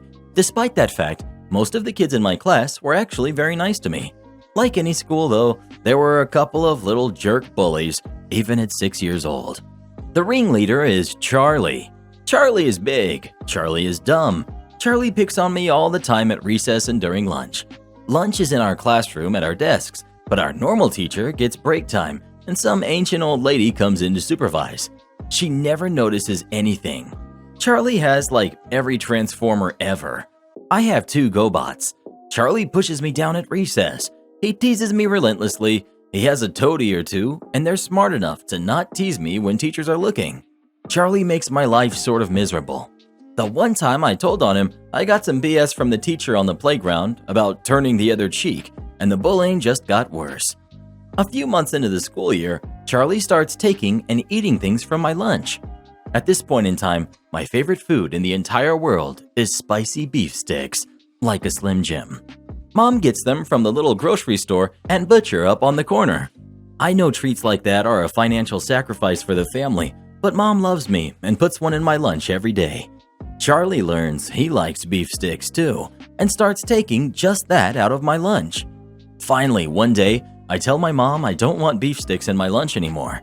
I can't tell her I'm being picked on, but she sees through me. Grilling ensues. I cry like a baby and tell her everything. I don't want her buying them so that jerk can just take them and eat them. At this point, most parents would call the school or Charlie's parents. My mom had to grow up quickly when I came along, and in some ways, she just stopped growing up altogether. No way in heck she's going to call the school. Get in the car, drive to the store, pet food aisle. These will do nicely. Mom has a plan. We replace the beef sticks in my lunch with dog treats. Don't tell Charlie what he's eating. Not on the first day. Not on the second day. Act normal, act upset. Wait until he's eaten almost all of them. Day 1, it worked. Day 2, keep eating the horsey goodness, Charlie. Like a week goes by. Finally, it's Friday. Today is the day. I put the bag of dog treats in my desk and made sure Charlie doesn't see it. Lunch rolls around. I wait until Charlie steals my beef stick and goes back to his desk. I wait until he's chewing on it. I pull the bag out of my desk and show everyone. I point and yell, "Charlie's eating dog treats!" The plan goes off perfectly, like it's Mission Impossible. Charlie spits the half-eaten dog treat out on the desk and starts gagging now like he's going to throw up. Some of the other boys start barking at him. The entire class is yelling and laughing and barking. Charlie gets up, crying, and runs out of the classroom. The old lady lunch monitor has no clue what just happened. She's only concerned some kid just ran out of the classroom and heads off to find him. The rest of us finish eating and go off to recess. I'm like a hero. I share the details of my heroic plan with other kids. No sign of Charlie all recess. Back to class. Teacher returns. Math or something. Vice principal comes in. The disciplinarian. The guy with a wooden paddle on the wall who'll get you for acting up. I have to go to his office. I'm about to burst out crying already. I'm so scared. My mom is already there. Charlie is sitting in a chair crying. Charlie's mom is there. It looked like he had thrown up on himself. Moms go into the office with the vice principal. Lots of yelling. I figure I'm done for. Mom comes out, tells me to go back to class. Charlie's mom comes out and tells him he's grounded for stealing and picking on me. Then she tells my mom it will never happen again. From then on, Charlie is nice. Super nice. He even invites me to his birthday party. I gave him a GoBot. Am I the jerk for selling and refusing to rebuy the family heirloom? Honestly, lockdown hit me, 34 male, and my wife, 32 female, pretty hard. I was let down, and my wife's salary isn't sufficient to support the both of us and our son, who's 3. We resorted to selling a couple of our important possessions to make ends meet. My wife and I had both decided our marriage meant more than her wedding ring. We decided to pawn it and received a sufficient amount. The ring was a gift from my grandmother before she passed and meant a lot to her. However, extraordinary circumstances called for extraordinary measures. This was difficult for the both of us, but in the end, it helped us a lot. Fast forward to last week. I sold it around 8 months ago. I was in our weekly Zoom call with my extended family, and my mother casually mentioned the ring to my sister, who is currently ring shopping and preparing to get married in the fall. She asked my wife to show it to her again, which called for a very awkward pause. We knew we'd have to tell them someday and eventually let it out. My mother and sister were livid. My sister screamed at my wife and said she would have just asked our grandmother for the ring for herself if she knew that we'd sell it. We told her it was a dire situation, and technically we had received it as a gift, granting us the ability to sell it if we wanted to. Apparently, the ring meant more to my mother than anyone. I had no clue of its significance, including the fact that it was considered the family heirloom. If I would have known, my wife and I would have reconsidered selling it. My sister called me a couple of days ago and apologized, and said she knew we were in a rough patch and how difficult it was for us. She asked us why we didn't loan the money from her, and honestly, it did cross our mind, but the feeling of remaining debt-free was too good to pass. My wife and I have been in financial trouble earlier where my sister's fiancé had helped us. We paid him back as soon as we could, but I still feel our relationship has been awkward ever since. My mother, however, is demanding we go back to the pawn shop and try to buy it from them. Since I was let down, I received another job offer and am making around 1.5 times as much as I did earlier. Honestly, we're financially stable enough to rebuy the ring. My sister even contacted the shop and they said they still have it available for purchase. But we made the conscious choice to sell it and told her we refused to rebuy it. I feel kind of bad, but it was still a gift to us. Selling it was more symbolic than anything and deeply strengthened me and my wife's relationship. Edit. I want to clarify that the ring is open for my sister to buy if she chooses to, but I personally will not buy it again. Am I the jerk for selling my family heirloom, then refusing to rebuy it? Well, what do you think? Is OP a jerk or not? Please let us know. At this point, I would rebuy the ring. I don't quite understand why he's refusing to just rebuy it now. I'm kind of at a loss for words. How trying to sell a Wii to a friend ended up with me losing money and burnt bridges. For some backstory, I had been friends with this guy, let's call him Sid, for what would have been 7 years if the following events didn't happen. Since I saw him as such, we did many activities together. many hangouts and sleepovers at my house. He hardly ever invited me to his, and even him staying for a week after his dad kicked him and his mom out of the house. Needless to say, we were close at the time, which is why I had such a hard time putting my foot down and even cutting ties with him throughout all of this. Prior to this mess, I had been thinking of selling my Wii console, along with the 2 controllers and 30 plus games for a while, but I used to always set it aside or just forget about it. Around last July, because of lockdown, I decided I could use the money, so I started the process to actually sell my Wii. I researched a bit to set a price, 8,000 to 9,000 Argentinian pesos, so roughly US dollars 85 to 95. I had seen similar bundles nearing those prices online. Note, I know that some of the numbers in this story may seem messed up, but so is our economy, so please just roll with me. Now on to the story. Sid had already shown interest for the Wii, but because I wanted to sell it for good money and not take it out of a friend's hands, for whatever reason, told him that I would mostly like to look for a buyer on the internet. After much insisting on his part, I decided to sell it to him. Discounted, of course, because we were friends at the time. Instead of going for the original 8,000 pesos, I lowered it to 6,500, let's say 70 US dollars. He actually tried to talk me into taking 6,000, but I took it as a joke and brushed it off, telling him the price was firm. Even when I had made clear how much it was, he had a second problem. He said his girlfriend didn't like the idea of him spending that much. Yes, I now know that this sounds dumb. As always, hindsight is 20/20. For reference, he didn't live with said girlfriend just yet, and they'd been dating for about a year. Not much of a reason for her to have a say on how he spends his money. Whatever, he wanted to cut me a deal. He'd at first pay me 1,500 pesos for the Wii, and then 500 each month, US dollars 16 and 5 respectively, until the 6,500 were paid off. I decided to just take it. Like I said, I needed the money. The second problem was, after we made the transaction. Since I lost the original box for the Wii, I decided to put the console, the accessories, and the games inside a set of 3 boxes as neatly as I could. I also, of course, turned on the Wii to see if it still worked and ran all of the games through it the night before. I did my best to make sure everything was in perfect condition, which it was. The only exception was the charger, which cable had a bit of plastic recoil from the transformer, so its wires were visible. I had offered to fix this, but Sid said he'd handle it. Well, a while after he came to pick it up, Sid sent me a message complaining that the charger's cable had broken. The messages had an accusatory tone, as if it was my fault, and not because he took the console without much care, opposite of what I warned him to do when he took it. However, reluctantly, I agreed to pay half of what it would cost to fix it. Other than that, things seemed to be going well. I took the 1,500, we split the cost of the fix, 500 pesos each. I took note of how much Sid owed me after that so I wouldn't forget, and waited. And I waited and waited for 6 to 7 months. In said time, I ended up losing my job and getting a gig that doesn't pay as much. I told Sid many times to please either just give me at least part of what he owed me or tell me when he could do it, because I was having a bit of a hard time. What was he doing in the meantime, you ask? He went out with his friends, including but not limited to our friend group, bought gifts for his girlfriend and took her on dates. And he bought an apartment. You read that right. He hadn't finished paying me back before settling a deal to move into an apartment, including the obvious deposit, rent, and utilities, which he actually used as an argument to justify when he didn't have the money.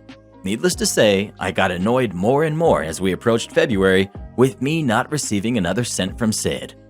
Finally, during a phone call, he mentioned that he could finally give me the 2,000 that he owed me. Thing is, if you kept up with the month, he actually still owed me 4,500. So not only had he kept me waiting for half a year, but he tried to lowball me for a second time. I cut that conversation short, hoping I had misunderstood something. But no, I later reminded him to please let me know when he could hand me the 4,500 pesos he had yet to pay me. He started arguing that it was 2,000 pesos, because he had given me the 1,500, then 2,000 out of the 6,000, which I hadn't even agreed to. I tried to argue that 6,500, original price, minus 500 for the charger fix, minus 1,500, what he had given me, equaled 4,500 remaining. But no. He was convinced he actually had paid me more, even though he hadn't.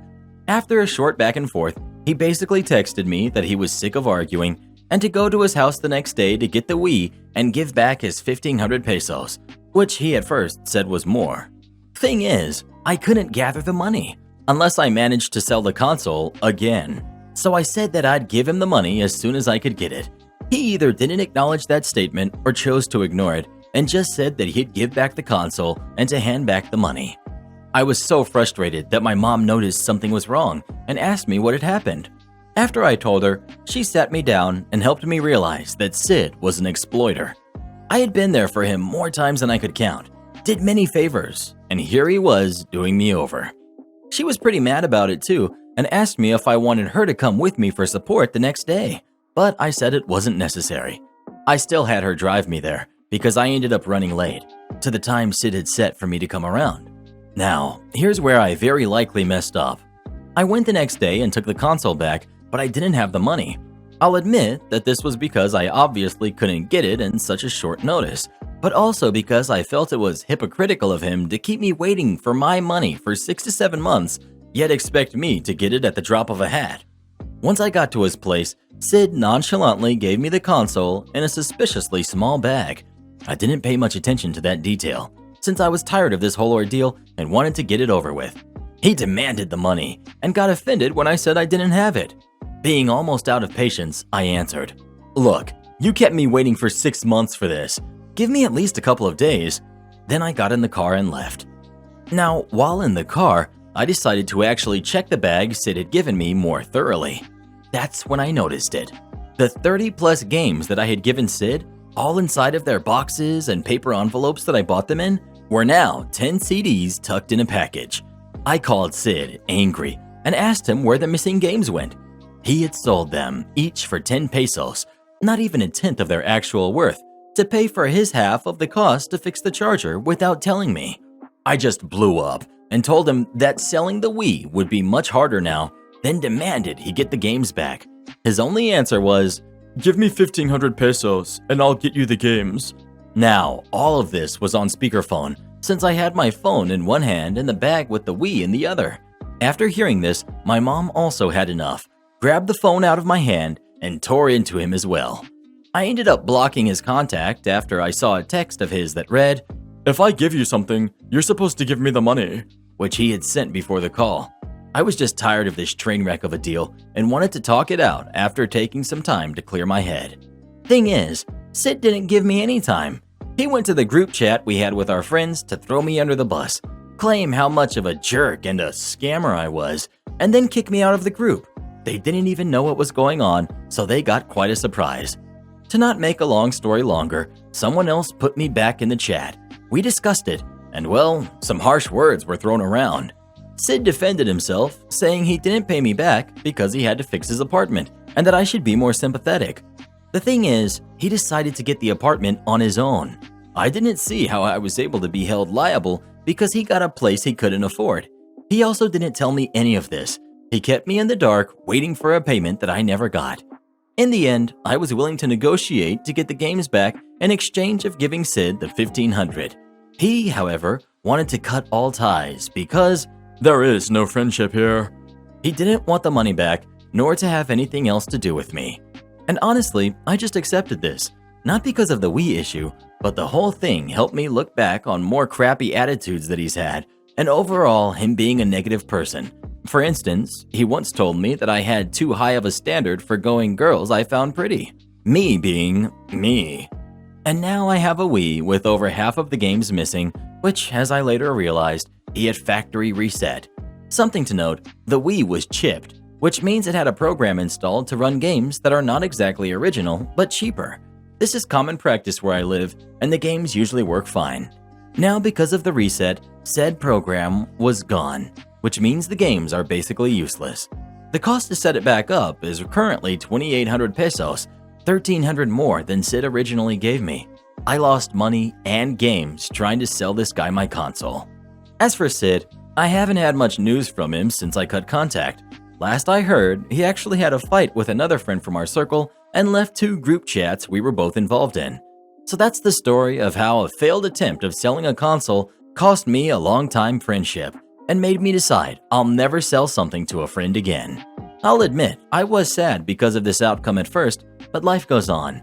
I'll just try again when I get the Wii back in selling condition, then move on with my life. If you read this whole wall of text all the way to the end, let me tell you that you're a legend. And I hope that this story has entertained you as much as it frustrated me. Have you ever had a friend try to take advantage of you like this? If so, what did you do about it? Please let us know. I'm so sorry for what happened to you, OP, but your life's gonna be a lot better without Sid in it. Never trust someone who tries to blow up a Buzz Lightyear. You deserve so much better. This will likely be my last post here. I know there's a lot here, but bear with me. I've brought you guys some of my ridiculous stories of dealing with jerks here in New Orleans, but I'm here today for those of you that have been servers your whole life and don't think you can do better. You can. I was a server for almost 11 years and spent 7 of those years at my last job on Frenchman. During that time, I saw 2 owners, 5 GMs, and countless employees come and go. I was there longer than anyone. Over the course of that time, I sacrificed just about every Christmas Eve, every New Year's Eve and day, every Halloween, and every Mardi Gras, which is a sacred holiday for us. I had to tell friends, sorry, I have to work, 1,000 times and strained all of my friendships. I came to work sick and unhappy hundreds of times. Once I fractured 4 vertebrae during a serious accident and was at work the next day. Worked through family members passing and almost never received leniency beyond, well, you're fine today because we were slow, but you need to get your other shifts covered. But that's how crap goes in the restaurant, huh? I never once received a promotion or a raise above my $2.45 an hour, even though I knew I was worth more and did everything I could to convince them of it. Typically, they retorted with something like, "We can find a new server to replace you tomorrow." On top of making nothing an hour, the pay didn't even cover my taxes, so I always got a $0 check and owed money every tax season. And this isn't specific to my job on Frenchman, this was every restaurant I worked at. There were some good times, sure. The money came fast and went fast. I had the pleasures of meeting lots of interesting characters. I can honestly say that my charisma is well refined now because of the industry, which in my opinion is a useful skill that I couldn't have learned anywhere else. A bit over a year ago, the restaurant closed because of lockdown. I found out a month ago that the job I worked at all that time reopened recently. They only called a few people to come back, and I was not one of the people. No, thank you for your service. No, how are you? They have just completely blown me off, along with several other employees that have been there for 3+ years. They currently have a "now hiring servers" sign in the window. I had no intentions of going back, but the way they rejected me has firmly cemented my opinions on that industry. Through all of my serving career, I never thought I could do better. I always loved tech. It was my dream as a kid to work with video games. However, I always figured I wasn't educated enough to pursue a job in that field. About 7 months ago, I applied to a job in video game QA, kinda as a, well, why not, expecting not to get it. To my surprise, I was hired. I'm getting decent pay now, vacation and sick time, which is amazing by the way, and benefits. I took a mental health day a few weeks ago, was paid for it, and they did not ask any questions. They love me and my work ethic, and I expect a promotion soon. I am 100 times happier right now than I ever was serving. I love my job and actually look forward to working instead of being filled with dread thinking, what's this crap show going to be like tonight? And beyond that, I love my life more now as well. I have a daily routine, a normal sleep schedule, and get to actually enjoy my weekends off. I promise you can do better. If you are reading this and feel the same way I did, please believe in yourself and move forward. You do not need to stay in the restaurant all your life. The restaurant industry is horrible, and you are worth so much more. You can find something you actually love. I did. You don't actually sell. I'm a service writer for a vehicle maintenance/repair shop. I have the capability to actually do the work, but I make more money for my company in sales, services, and parts. So my job started when I came in 2 years ago from a different company. They hired me because not only can I sell, but I can complete the services that I sell. Fast forward about 6 months, and they are so impressed with my sales that they inform me that I'm only to perform the work if there's absolutely no other technicians available to complete the job within a timely manner. I would still be receiving my bonus for sales, as the name implies, sales bonus. Great, so I get on it. I'm breaking records, bringing in new clients, teaching others to sell like I do. I'm making good money. Fast forward a bit more, and they transfer me to another location where I'm quickly outshining their top service writer who was never given the order to only sell. I'm still expected to just sell. I checked when I was transferred. Shortly thereafter, said other service writer decides to get in touch with the owners and say that I'm stealing commission. The way commission works is this. Service writer, whoever sells the job or part, gets some. Person performing the job gets some. So if you do both, you get more on that specific job. Pause here for a note. Well, I'm doing my sales job long-term by now. I've informed customers on previous visits that they are coming up due for such and such services. They come back and ask for me because, let's face it, I know my stuff, to get said services completed on schedule. Thus, they are coming in requesting services. Returning to the complaint that I'm stealing, the other service writer complained that because I'm not actually doing the work, I shouldn't receive any commission at all for services. He backs it up with the fact that customers are coming in requesting services, and therefore I'm not actually doing any actual selling, simply benefiting from customers crossing my path who are asking for commissionable services. Keep in mind, these are customers I've reached out to already and put in for future sales, on top of new sales that I work for on the spot as well. The owner decided to take his side, thus my new job description is to simply service write, no commission, don't perform services. Customer service only. You don't actually sell. These customers come in asking for those services, so you shouldn't benefit from them. Again, I'm fully aware that these are my previous customers whom I've given heads up that they will soon be due for certain services, but I keep my mouth shut. Alrighty then, I won't actually sell. I work for a bit of spare income. My husband is a wonderful mechanic who works at my original store, and he makes the big bucks in flag hours. Within a month, sales and services dropped dramatically as customers weren't coming in requesting commissionable services, and I'm no longer pushing sales at all. Why make them money if I'm not also making money? I'm not even allowed to perform the services, so there's no way that I can make commission at this point. Sometime later, the owner drops in, wanting to know why the store suddenly stopped making sales. So I told him, I don't actually sell, so my commission stopped coming in, sir. A good meeting with the other service writer later, and I moved back to my other store, redeemed of any accusations or theft with a raise. Commissions are back to the way they used to be, and my sales have never been better. The other service writer? He's just a technician now, not even allowed to work with the customers at all. Maybe a small victory, but a victory all the same. Do this next. Tap here on your screen to come see our new podcast playlist, where you'll find thousands of hours of the best stories you've ever heard. Or tap the one on the right. That episode is specifically just for you, based on other videos you've enjoyed the most.